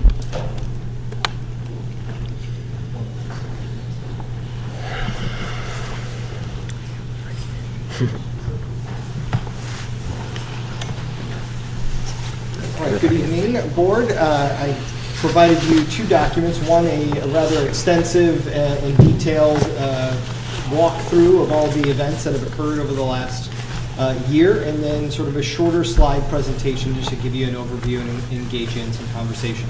So in looking at our curriculum program evaluation, we do this every year and take a look at the work that's coming out of our department and potentially impact students throughout their time here at MRH. So all of this is connected and guided by the For Our Students section. And you'll see in one of our upcoming action steps is to really engage our management oversight team to realize these goals and strategies that we place for us over the next couple of years. So update on our current goals. Last year, my first year here in the district, we had 2 goals we wanted to accomplish and we set out for ourselves. Number 1 was connecting around TL6, which is a standard inside MSEP 6. That directly connected to our migration of all of our resources from its learning into Canvas. So that was a large undertaking by the tech department as well as my team to be able to migrate all of the data over after I think it was about 10, 11, 12 years in its learning. Yeah. So it was a lot of items there, and we completed that and successfully rolled out Canvas PK-12 available for all families and all kids, which has been fantastic so far, and we've had lots of wins associated with that. The second one I called Not Met or In Progress, because we did a board workshop last year. We talked about, well, what exactly is curriculum? What is the board-approved process? And can we create a consistent point at it and say, this is the MRH curriculum? And that's where we're at this year. We have gone through a number of different workshops. I shared with you some of the data, and we developed a curriculum template that we're engaging our staff in throughout this year to be able to say, if I know that algebra is algebra because it's made up of these essential things. So that's what we're doing, and our goal is to make that live and available for not only our students and staff, but also our community, so they can clearly see what exactly is algebra made of, what is first grade math, and be able to create a vertical story, if you will, for our opportunities for kids. So our proposed goals for next year, I know I only had 2, and I'm kind of being lofty here, putting out 5, but I do believe these are all areas that we are currently working on. And then on some of these, I gave us a little longer of a runway so I can give you an in progress, because I do believe some of these are heavily, or they're going to take some tremendous amount of work in collaboration to make it happen. So we want to publish a website that is accessible for our community, as well as our teachers and staff, that centers around what exactly is our curriculum, what are we teaching in all of our classes, and deprivatize that and make it available. So our goal is by May of 2025 to get that up and moving. I've got a linked draft in the narrative for you if you wanted to take a look at it, but it's not ready for game time. But we've got some ideas and we're talking about it, and we're excited about the transparency and opportunity for communication that will provide. We want a curriculum handbook that will have a defined cycle of, we're going to look at this curriculum in this manner, and we're going to be able to reproduce that year over year. So we're working on that by the end of the 2024-25 academic year. So I've got that drafted on a tab, open on this computer right here.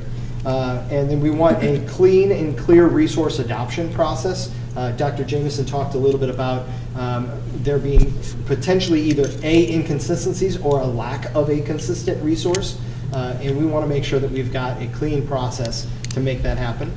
Implement a required reading success plans to make sure that all of that is implemented and ready to go for students that require additional reading support.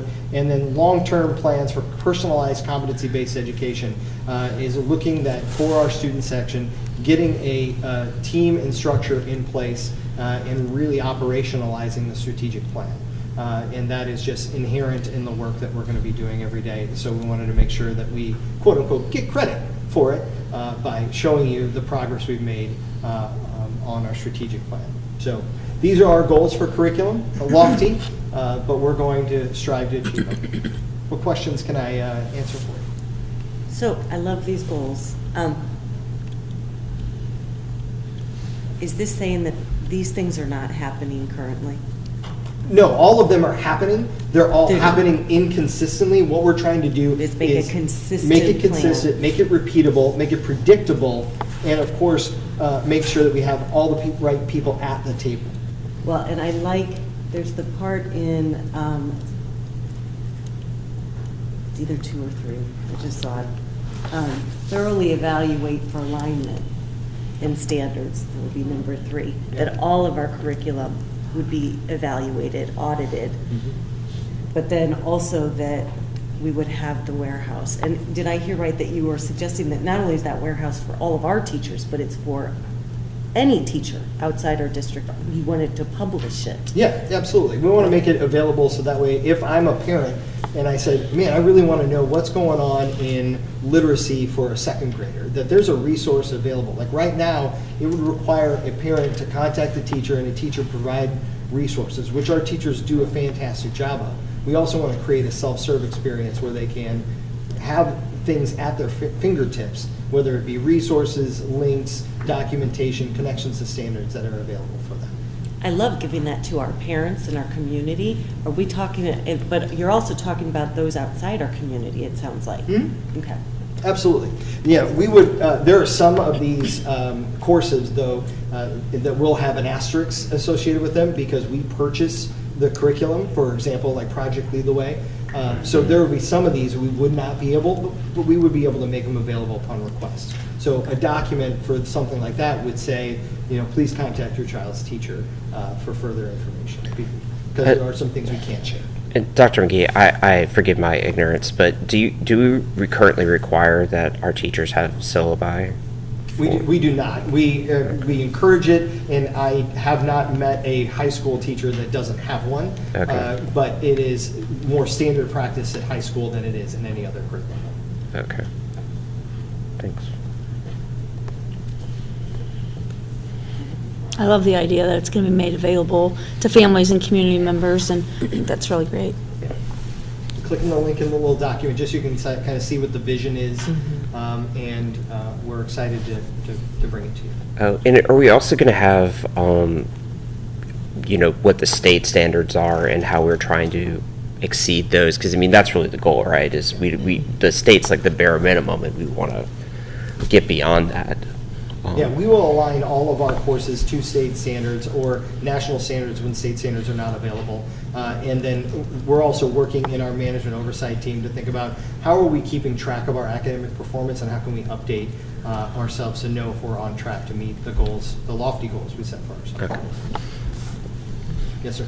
I'll make sure I get this right. So pretty much the website, when you go on it, when it comes to the courses, it would basically pop up like the course, the description, all the elements that goes into it, right? Yeah, very similar to the experience that you have now with your high school course guide.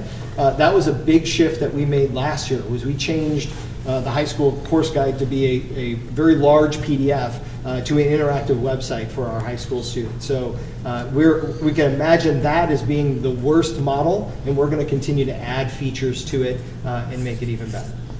That sounds great. I feel like the students are really going to like that. They will. I hope. Thank you. Employee recognition, Edridge.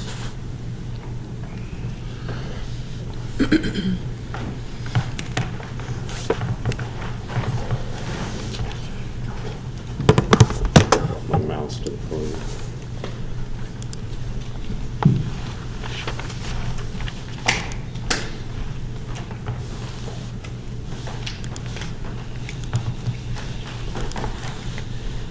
Thinks I'm trying to connect to the art room, so bear with me, please.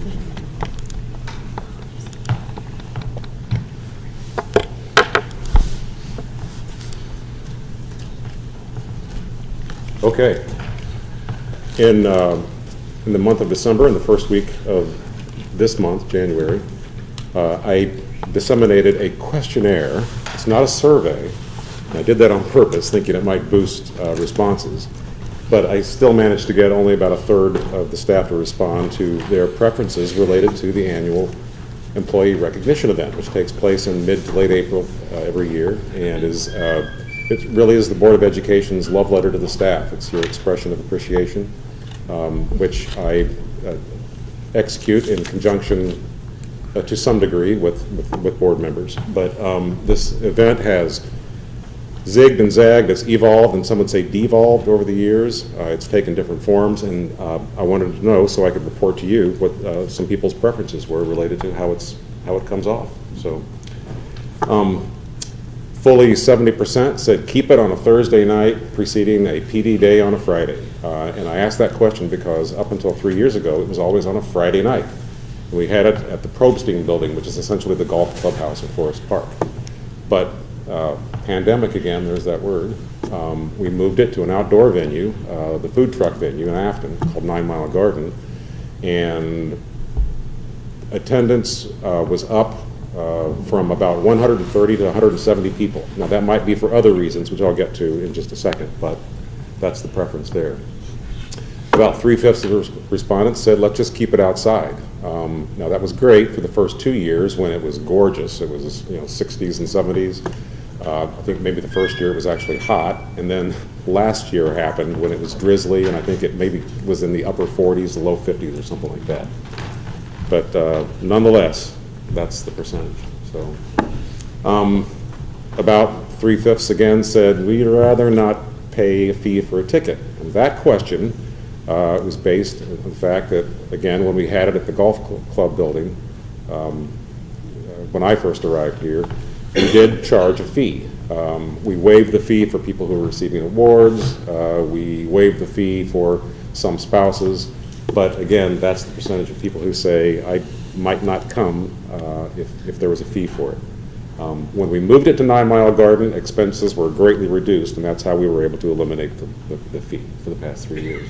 So, all right, so when it comes to passing the mic at this event, I wanted to know who should be allowed to speak. 55.4% said just leave it at the people who are retiring and the people who are receiving the Distinguished Service Awards. Who should get gifts? Again, about 3/5 said everybody, from the person who's celebrating 5 years with the district all the way up to the Spirit of MRH Award. Very few people said you can dispense with the gifts, which means most people think that a gift is appropriate. And I didn't want to eliminate any possibilities, but number one, not surprisingly, is gift cards, which the auditors don't like. So that's not an option. But I didn't want to eliminate it because I wanted to gather people's real feelings. So incidentally, there is. That's also enough. I was surprised that paid time off wasn't a little higher, but on the agenda, there's a separate PDF during which people elaborate in verbatims about gift giving. And I wanted to know what some of the barriers were to attending, and obviously family conflicts, things going on with your kids or things like that. I was surprised work conflicts wasn't higher, but, and again, there is another separate PDF where people elaborate in verbatims about what reasons that they might not attend. So I wanted to present all this for you so that as we hopefully get to work soon on this year's event, we'll have some guidance that will make it a better event.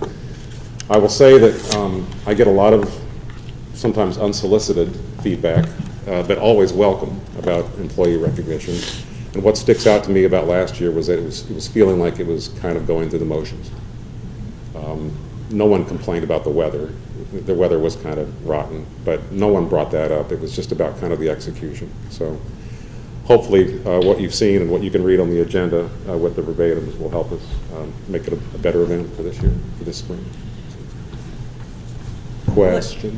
What is the timeline at this point? What do you need from us? We've got I should know it. I'm making a presentation on it. It's April 25th, so something like that. Mm-hmm. It's the Thursday in that range in April.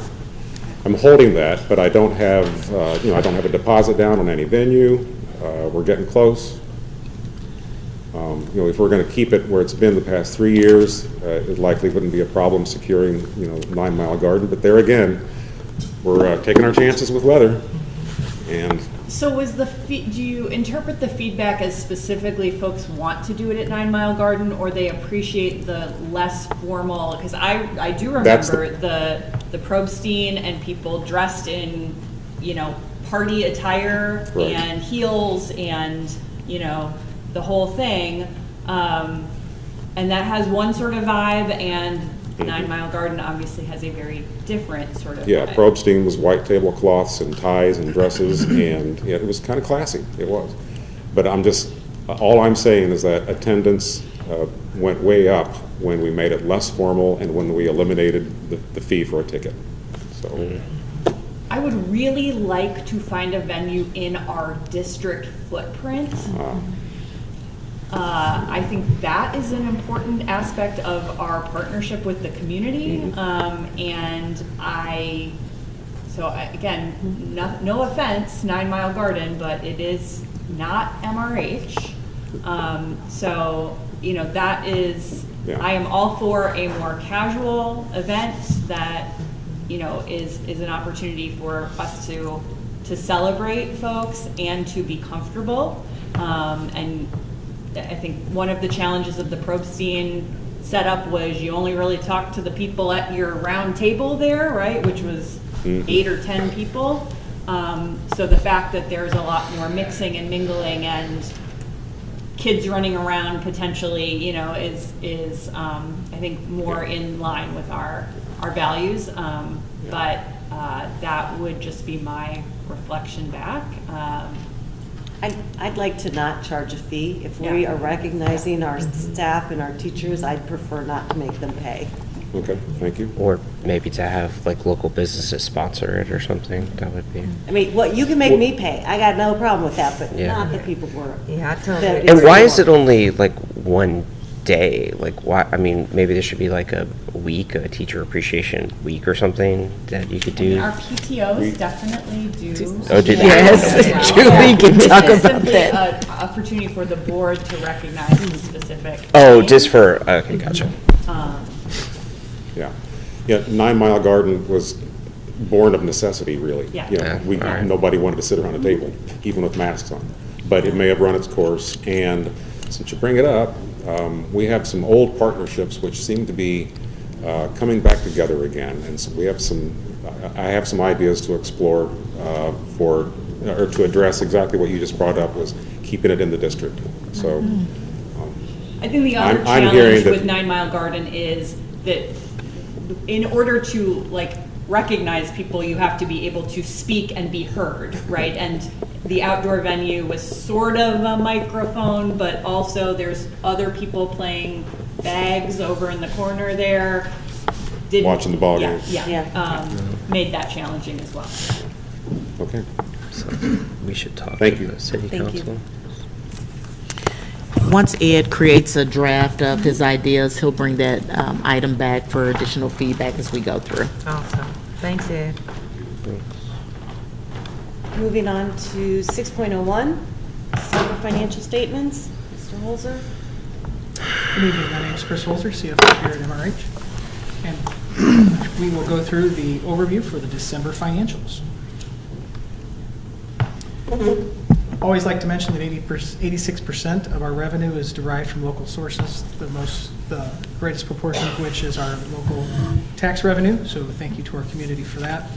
The other percentages are broken down before you there.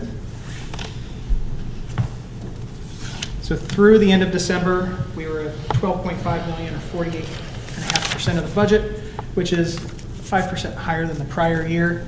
And we attribute that to timing. We did receive one additional tax payment from the county right at the very end of the year. I believe that one hit the bank on like December 29th or something like that. So we weren't expecting that one. Subsequently, we received one in the first few days of January as well. So the tax revenue continues to flow in, which is fantastic, because from the beginning of the fiscal year through December, we are living off of our fund balances, which you could liken to living off of your savings account in the event that the checking account is low. So that's always a good thing when we can top that savings account back up. Expenditures, 77% of our expenditures are related to salaries and benefits for our most valued resource, which is our employees. Going through these numbers, 77% devoted to employee salaries and benefits, which I've already mentioned. Purchase services are $1.2 million of the budget and slightly higher than prior years. Supplies are at 38% and lower. Capital outlay is 21.7% and is similar to the prior year. Overall, operating expenses are $10.9 million, or 39.8% of the budget, and are comparable to the prior year. Everything is tracking as we would expect through December 31st. Here's our fund balances, actual and budget. So we are budgeting a 35% fund balance at this time. We do have an amendment pending in the next month or so that will likely adjust this number slightly, but not greatly. Any questions on the December financial statements? I think we've talked about this before, but what are we doing to make sure as we buy supplies, resources, that there isn't a lot of redundancy? Like if there isn't necessarily a need for one type of resource, you know, some people might like it, but it doesn't make sense to continue it. Like, is there an internal process where we're looking at that? Each of the buildings are very good about budgeting what they need for their teachers without a whole lot of excess. I will say that we are reworking the budget process slightly this year so that we can build in some parameters that give principals guideposts on allotment per student so that they can make those choices better. But after watching this for the number of years that I have, I will tell you that we do a pretty good job. One of the things that we've also started doing is we use Pedro's Planet, which used to be, they bought one of the local office supply houses right down the road here, J&E, a number of years ago. But Pedro's gives us a really good deal on paper. I'm not sure if you've followed paper prices in the recent years, but it continues to skyrocket, and we use a lot of paper here. I've kind of gone on a bit of a mission in other lives at MRH in reducing those paper usages, but there are some of our buildings that really just need to use paper, and it's primarily our math teachers and also the teachers for our younger grades. So to answer your question, Josh, I think our principals do a really good job of not doing redundant purchasing. One thing that they don't do that I've seen other districts do is they will buy a large portion of supplies at the beginning of the year, but they don't do that blindly. They look at what they've got and then top that off. So they don't just inadvertently buy 50 cases of dry erase markers in the event that they might use them. Okay. I hope that answers your question. Yeah, I think so. I'm just, whatever, trying to. You're trying to reduce expenses. Yes. Hear ya. Well, it is important that we eliminate waste. Every dollar is important. I will say that the supplies budget is a minuscule portion of our budget. However, I'm sorry. What I'm talking about really is curriculum, like programs, things like that. Like people that are like, hey, I like this program for this particular subject, but it's redundant or it isn't necessarily meeting the goals or the needs of where we need to do it. Like that's the kind of audit that I'm talking about, because those are like bigger ticket. There's two answers to your question. Okay. One is will be alleviated by identifying a resource adoption process, which we saw in the curriculum program about. Two, with the implementation of a cycle, allows us to identify on a regular and repeating basis when we're adopting resources for social studies, math, et cetera, and so forth. And then third is the integration of technology. And the work that Dr. Irwin is doing, which is fantastic with our tech department, is really looking at usage rates. Like how often are we using this platform and what is its impact? So we've got a tool that we use called Learn Platform that allows us to analyze, look at return on investment, and then make recommendations based on that data. And we're in the process right now presenting that information to our building principals in preparation for budgeting season. Okay, cool. Thank you. And I'll add to that. Last year, Dr. Irwin, Abby, and I met quite a few times as they were just bringing that Learn Platform online, and we were looking at the metrics coming out of that system, and we're able to make some informed decisions, not all of which everybody likes, but we can't continue to spend inordinate sums of money on something that only a very small number of students use. Right. Also, we have to measure impact.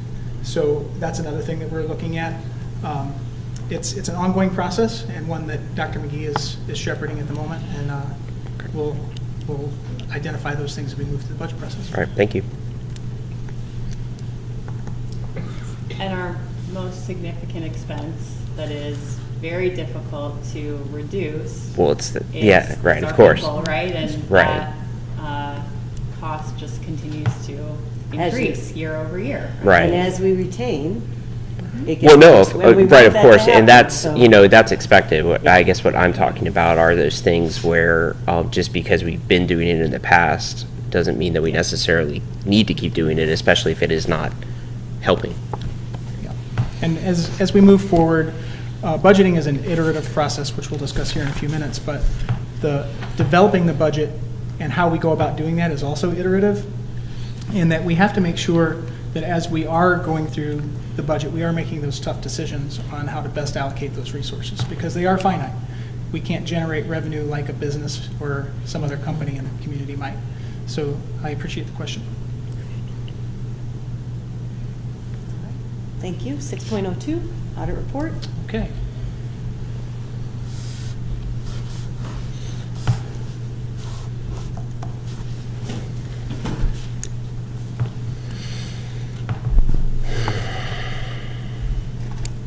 So last month we did have our auditor here to present the fiscal 23 audit, and as you well know, there was some issues there. I want to say as we get into this that I'm hopeful that this presentation does demonstrate the districts, the boards, my offices, the we, as it were, our commitment to transparency and fiscal accountability. Those things are really important to us.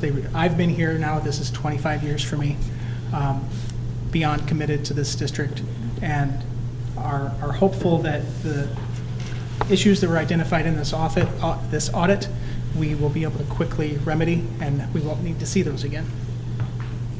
So let's get into it. I thought I'd start here with a brief history. This is a 10-year history of our audits. You can see that in the early teens, the early 20-teens, we did have those findings. We also did have some material weaknesses designed. One of those are identified. One of those weaknesses was the lack of staff and the separation of duties. So one of the things that's really important, especially in finance, is that you have a person that prepares and another person that reviews. That's critical. In the prior setup, there weren't staff people to do that. So as I was coming online here in fiscal 17, inheriting that, but we corrected that, you see, in fiscal 18.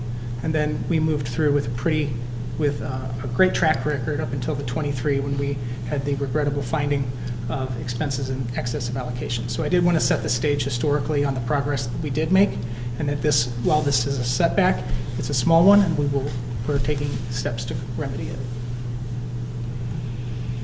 So along with the finding, which here, the action that we're going to take is we'll monitor those expenses throughout the year and do those amendments as needed. We did do 4 amendments last year. The issue came on the final, where we made adjustments to the transfers between funds that was not sufficient to cover. We actually reduced the transfer, and it should not have been. So how this works, we operate under fund accounting on a modified cash basis. So we have 4 funds: Fund 1, Fund 2, Fund 3, and Fund 4. Fund 1 is our general fund, or incidental fund, for general expenses. Fund 2 is specifically designed and can only be expended on instruction-related items, certificated salaries and benefits. So it's really important that when we book revenue into that, we have to understand that that doesn't come out. It can only come out in the form of salaries and benefits to our certificated staff members. We like to keep that balance as low to near to zero as possible over the course of the year and from year to year. And that ensures that we have the flexibility to use those funds where they're needed. So we budget for transfers. I think of it like a savings account, a checking account like we might have at home. If your checking account is running low, you top it off with the funds from your savings account. The same is true between Fund 1, Fund 2, and Fund 1 and Fund 4. So we pay those funds to the fund that needs it, so from Fund 1. So what we discovered is when we were doing that final budget amendment, we did reduce the transfers to Fund 2, and that was the mistake that we identified. So it's important also that when we talk about, there was no misplacement of money. So it was simply a matter of budget. Budgets are iterative. They start in one place and end in another. That's by design.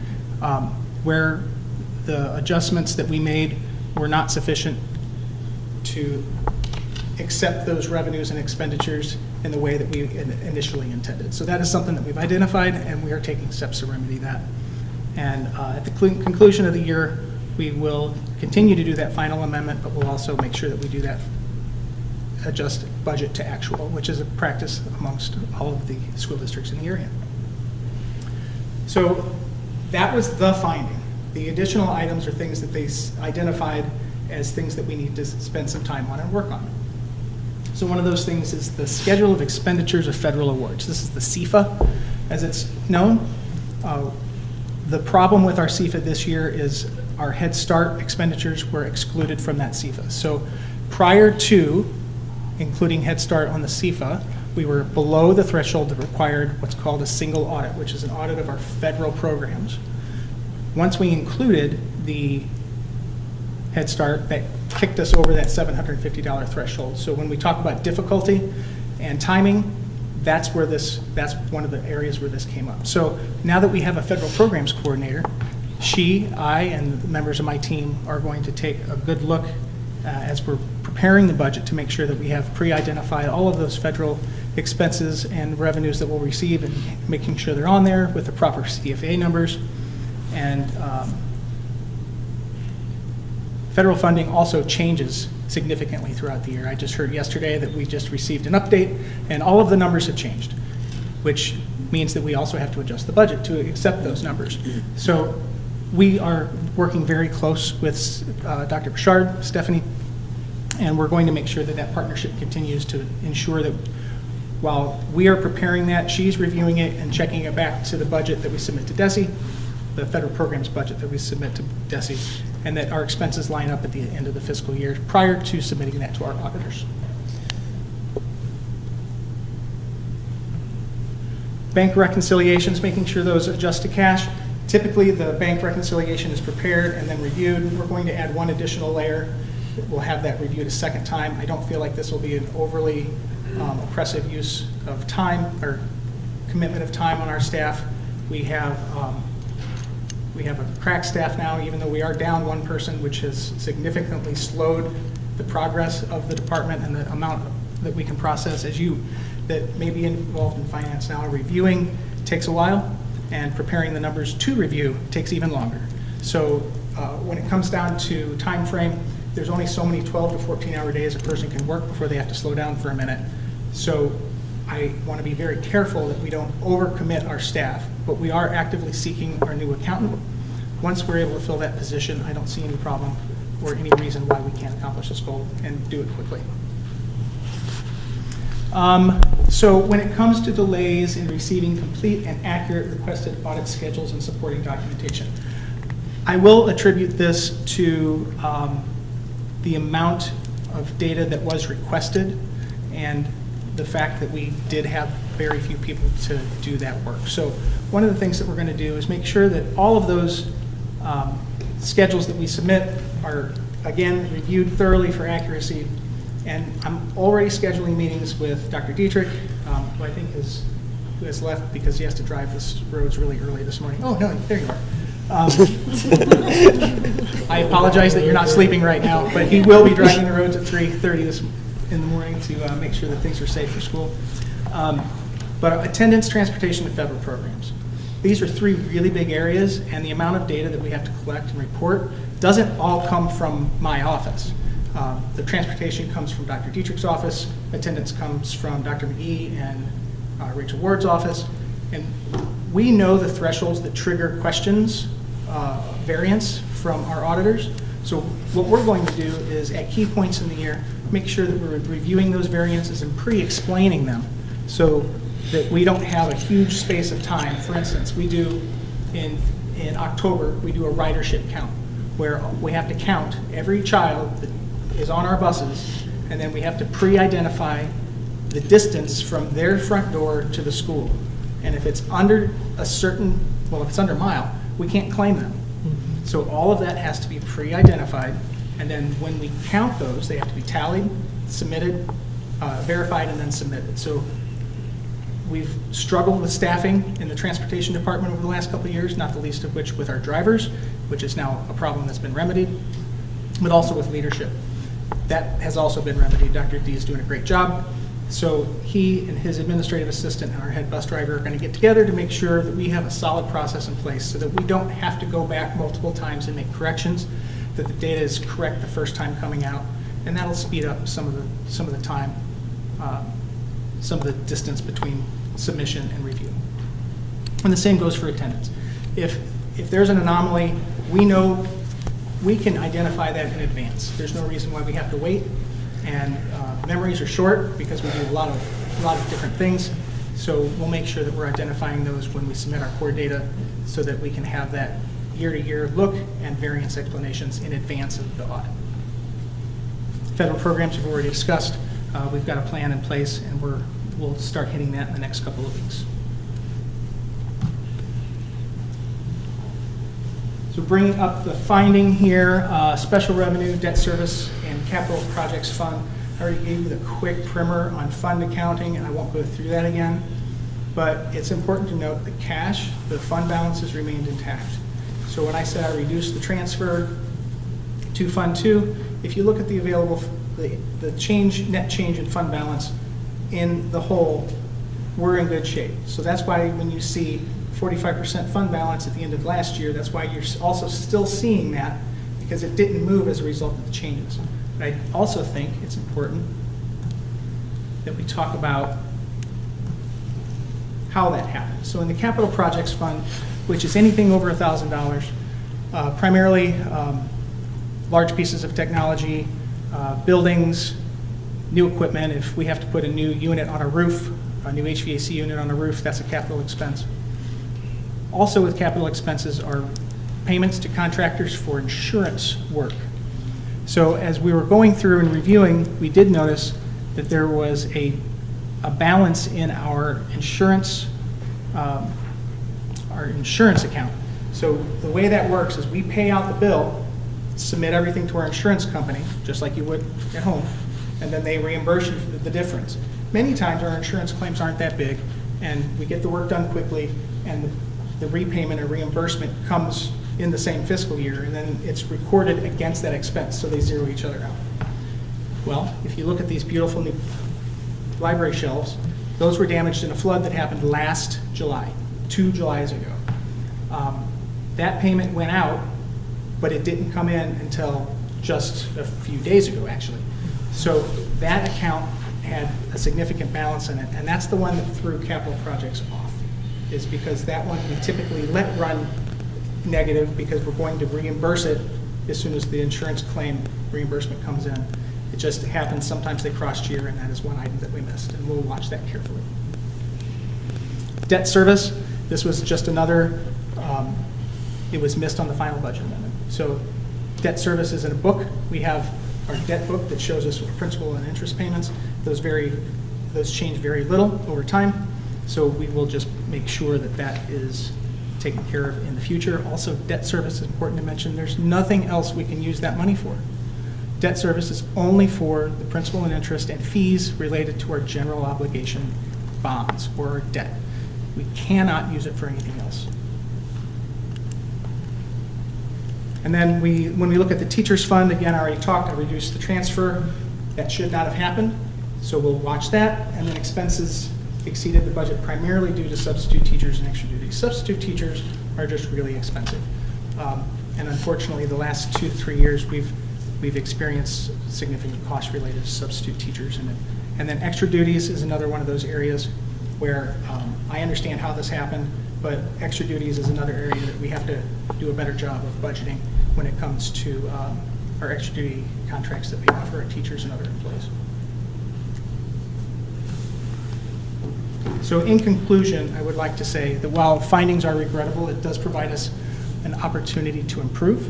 We are human, we do make errors, and while, again, we don't like to make those errors, they sometimes do happen. But I and my team and this administrative team, and I know this board is committed to making sure that these things are corrected, and we will do so currently and in the future. Chris, just to alleviate some of the histrionics that we've been experiencing related to this, could you explain how the school budget works different than maybe a household budget, to where it's a living budget? It's not something where we have a set amount of money and we don't go over that amount of money. Like, just explain that. Let me give you a perfect example. So to answer your question initially, it's very similar to our home budgets, except it's just a lot bigger. At least it is for me. So when expenses arise over the course of the year, we do have to take care of those, and those are things that we would adjust the budget for. So let's say that Dr. D comes in tomorrow morning, and for whatever reason, one of the air handling units, one of the really expensive air handling units, I hope to God this hasn't happened, doesn't happen. I shouldn't even speak it into the but if one of those breaks and we have to either fix it or replace it, that may push him over one of his accounts over in the budget, and that has happened. We do carry a certain amount of contingency, But usually before we make any increases or decreases to the budget, we'll try and find space within the budget to transfer so that that's a net zero impact to the overall revenue and expense on the budget. So those are things that we watch regularly, and the frequency of those amendments that we bring are usually directly related to things that we're seeing in real time, lagging slightly as we make those adjustments. But I would also liken it to if your refrigerator breaks. That's not something that you don't budget to buy a new refrigerator every year. You think that, well, it's getting old and it might break, so then you might start socking away a little bit in your savings account in the event that it does, because fridges aren't expensive, or are not inexpensive. So in that way, it is very much like a home budget, and that's unexpected expenses arise. We do our best to try and absorb those within the current budget, but sometimes we do have to increase it too. And then in kind, we will also decrease the budget if we see that expenses aren't going to hit their initial targets. I know that Dr. McGee, I like to bug him to reduce his budgets when I see that perhaps he's not expending them. Hint. And that's so that we can either reallocate that to other areas that have gone over for an unforeseen reason, or that we can put that back to fund balance at the end of the fiscal year. I guess my whole point here is that, money that was spent that seemed to be over budget, this was not money that was misused for some reason. No. This was just money that, hey, there was something that came up, and essentially we just didn't get the approval. And that's what triggered the event, is that it didn't come to us first. And in one of the cases, when the transfer was reduced. The transfer right, was reduced. And the transfer. So do we have an understanding of why the transfer was reduced? Just a mistake is a fine answer. I just want to be clear. It was just a mistake. Okay. It was just a mistake. And so likewise, when that final budget was approved, it decreased the budget to the point to where everything else around it was not able to absorb it in that particular fund. Okay. So I'm curious. So the CFA, the Schedule of Expenditures of Federal Awards, that's something we've had before now. Dr. Stephanie's not the first. Correct. So, okay. So I guess what I'm curious about some of these, the reconciling of some of these that are not new to the district. I am aware Dr. Stephanie has found us lots of money, yeah, which I love. And so I'm curious how that has impacted this CFA schedule. For me, what this just tells me is what was happening before this year. What was happening, because we've had attendance in transportation and federal programs before this year, and all that data was able to be compiled and provided. And we've had federal programs, the bank reconciliation, that one, you guys, come on. We balance our bank accounts every month, and those of you who don't, get with it. So I'm just confused. So on the transportation side, due to some of our staffing challenges related to leadership around that department for the last couple of years, those have come into my office. I'm very much disconnected from what's actually happening out on the streets, and it does take a bit of time. Also making sure that I get information from them, which typically isn't a problem, but the compilation and verification of that information can't rest solely at my desk.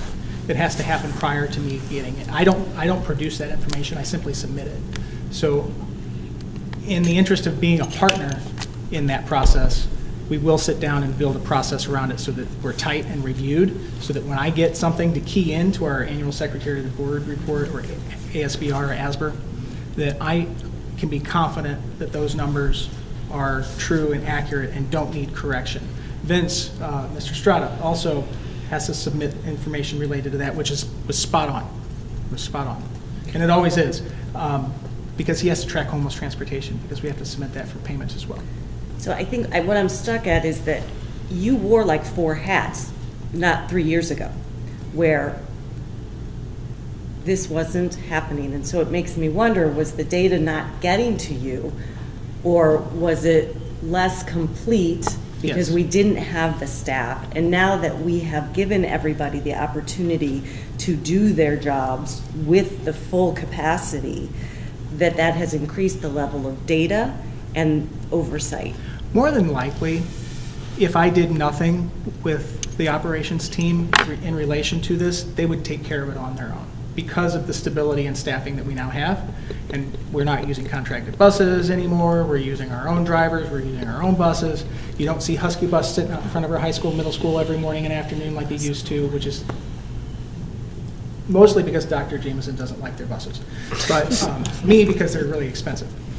So I think the stability and staffing will self-correct the problem, but I'm not willing to wait for that to happen on its own, and we want to be proactive and just ensure that the processes that we're using are sufficient to satisfy the timing needs and also the reporting needs of both the state and the fed.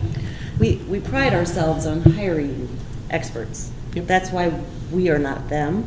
We are community members and board members, and so I do expect my experts to be experts. And so the fact that we no longer subcontract these positions, that we actually have employees that are in these admin positions, I want to see that expertise Absolutely. On full display. And I think food service, our school nutrition program, child nutrition program, we're entering our year 2 of our partnership with Chartwells, and there's been a bit of growing pains along with that too.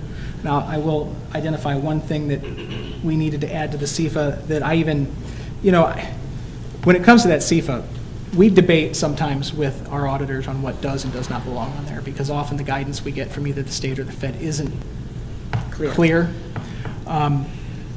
When it came to commodities reporting, I looked through prior audits, I looked through prior CFA, we've never reported that, but this year they required us to report it. And whether that's an oversight from our auditors in years past, whether it's an oversight from my office even prior to my arrival in it, that's something that we can correct.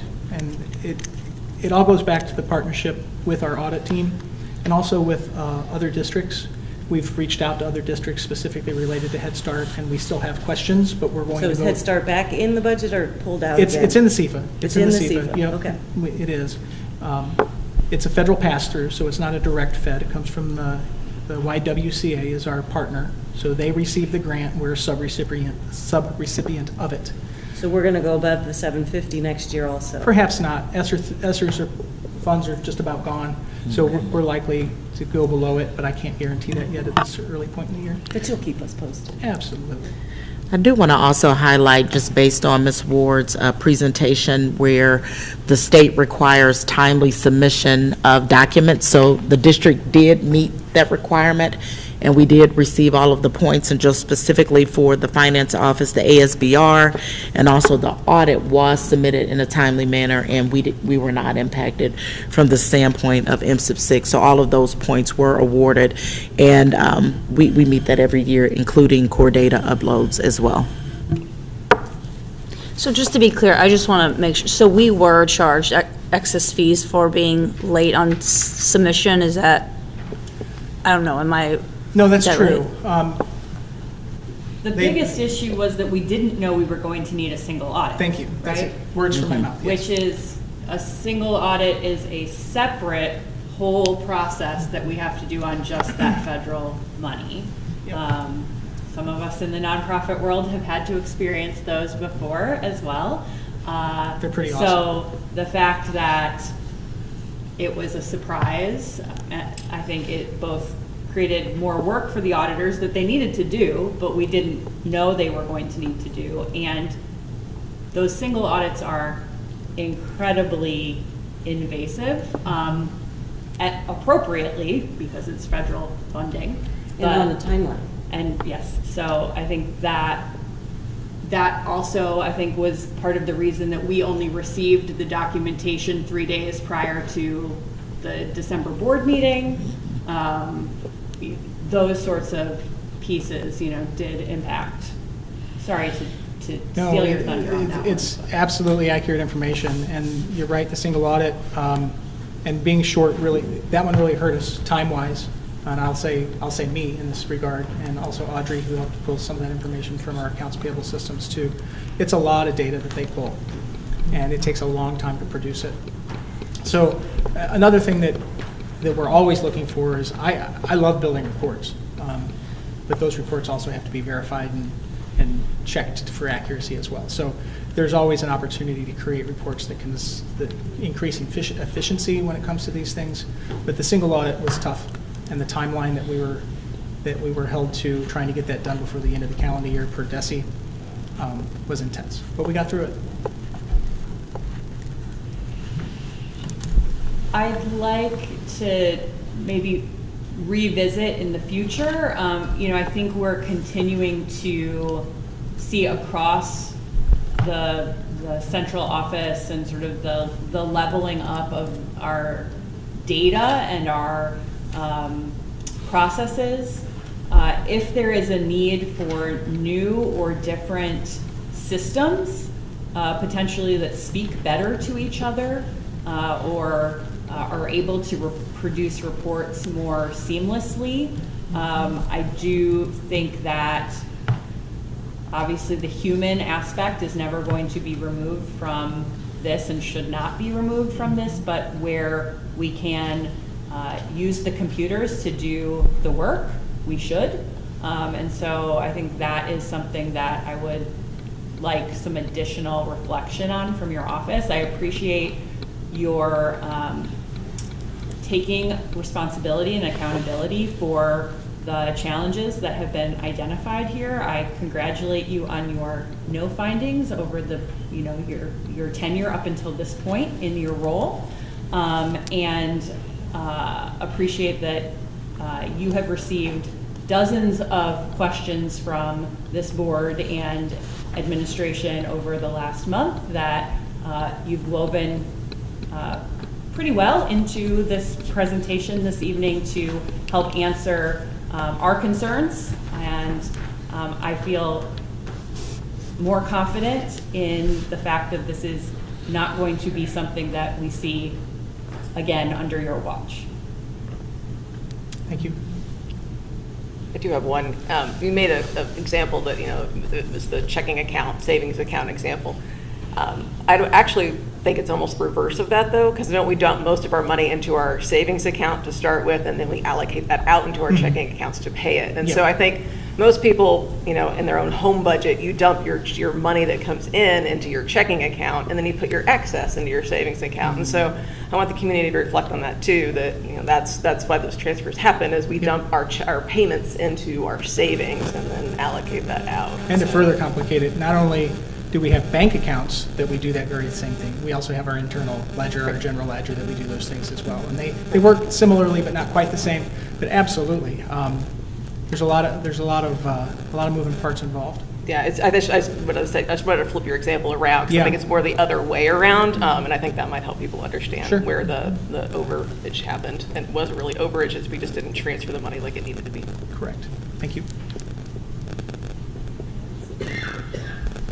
Thank you. Moving on to board communication, 7.01, committee reports. We have one. Joe's Place. I want to give them a plug. They are great. So we did talk about some of the budgeting. They're making a plan for the budget and looking at numbers. We're still going to go over that again next month, and kind of try to get things more concrete. Talked a lot about fundraising. They had a dinner on the 2nd of December, and it was a success. So they were able to raise some money, and we talked about the disc golf tournament that's coming up, I believe May 4th, is that? And we're really looking to get people involved in that. Even high school students like that, they specifically even listed that they really want to recruit high school students to participate. So yeah, there's a lot of good stuff. Yeah. I should note, there was CBTF, but my subcommittee of CBTF did not meet, whereas the other 4, so I can't report on those other subcommittees because I was not in that. So. Calendar committee had to postpone its second meeting because of the inclement weather day. So more on the development of that yes, I know you were devastated, Dr. McGee. Also, didn't have time to file a report, but earlier today, Rachel and I as well as the city managers from our 2 municipalities, and just about everybody from the PAL board, I think, welcomed Dr. Sam Page to the district and the building. He was able to hear from our students directly, get specifically some social media advice from them, but a number of other things came up. He also had a chance to walk our new spaces and hear about some of our priorities around potentially creating some explicit opportunities for apprenticeship or career pathways between MRH and county and potentially city government as well. So really appreciated him making that time, his liaison, Desiree Whitlock, facilitating that meeting for us, and to Dr. Jameson and Kat and the rest of Dr. Dietrich, who really helped shepherd that. 7.02, student advisor. My name is Abraham Blue, president of the Principal Advisory Leadership Board. I definitely want to state that coming back from break, we began to outline what you call it, our plans and our work for the second semester. But due to the break, we do not have any updates at this moment, but we are continuing to put the work in for this month and so forth. Thank you. Great. 7.03, calendar of events. We will have a work session on February 1st. And then our regular board meeting on the 15th. We got district-wide. We have a host of activities and athletics coming up, and the MRH Pancake Night, I believe it's tomorrow. It is. It's tomorrow. Got basketball, girls and boys. We've got, oh, wait, we're hosting a debate tournament this weekend. And wrestling. We also have wrestling. I feel like we did sports already. So look at our calendar events, people. We got stuff going on. All right. 7.04, board candidate filing update. So the filing ended as of December 26th at 5 p.m. We have 4 people running for the 3-year term. Julie Francois, myself, Jenny Schmidt, Trent Colbert, and 2 people running for the 1-year unexpired term, Brian Matz and Jamie Tipton. There you go. Action items. Here we go. 8.01, the new MOU for BJC Behavioral Health. May I get a motion? I move to approve the new memorandum of understanding with BJC Behavioral Health as presented. Second. All in favor? Aye. Aye. Any opposed? 802. 802, the new MOU for the super social workers. I move to approve the new memoranda of understanding with super social workers as presented. Second. All in favor? Aye. Any opposed? Moves forward. 8.03, executive session. I move to enter the executive session in accordance with Section 610.021, subsections 3, 9, and 13, and Section 610.022 of the revised statutes of Missouri on January 18th, 2024, for the following specific reasons: personnel matters. Second. Roll call, please. Francois? Yes. Ms. Martinez? Yes. Mr. Miller? Yes. Ms. Robinson? Yes. Ms. Kaufman? Yes. Ms. Goldston? Yes. Thank you all for hanging out with us. Good night.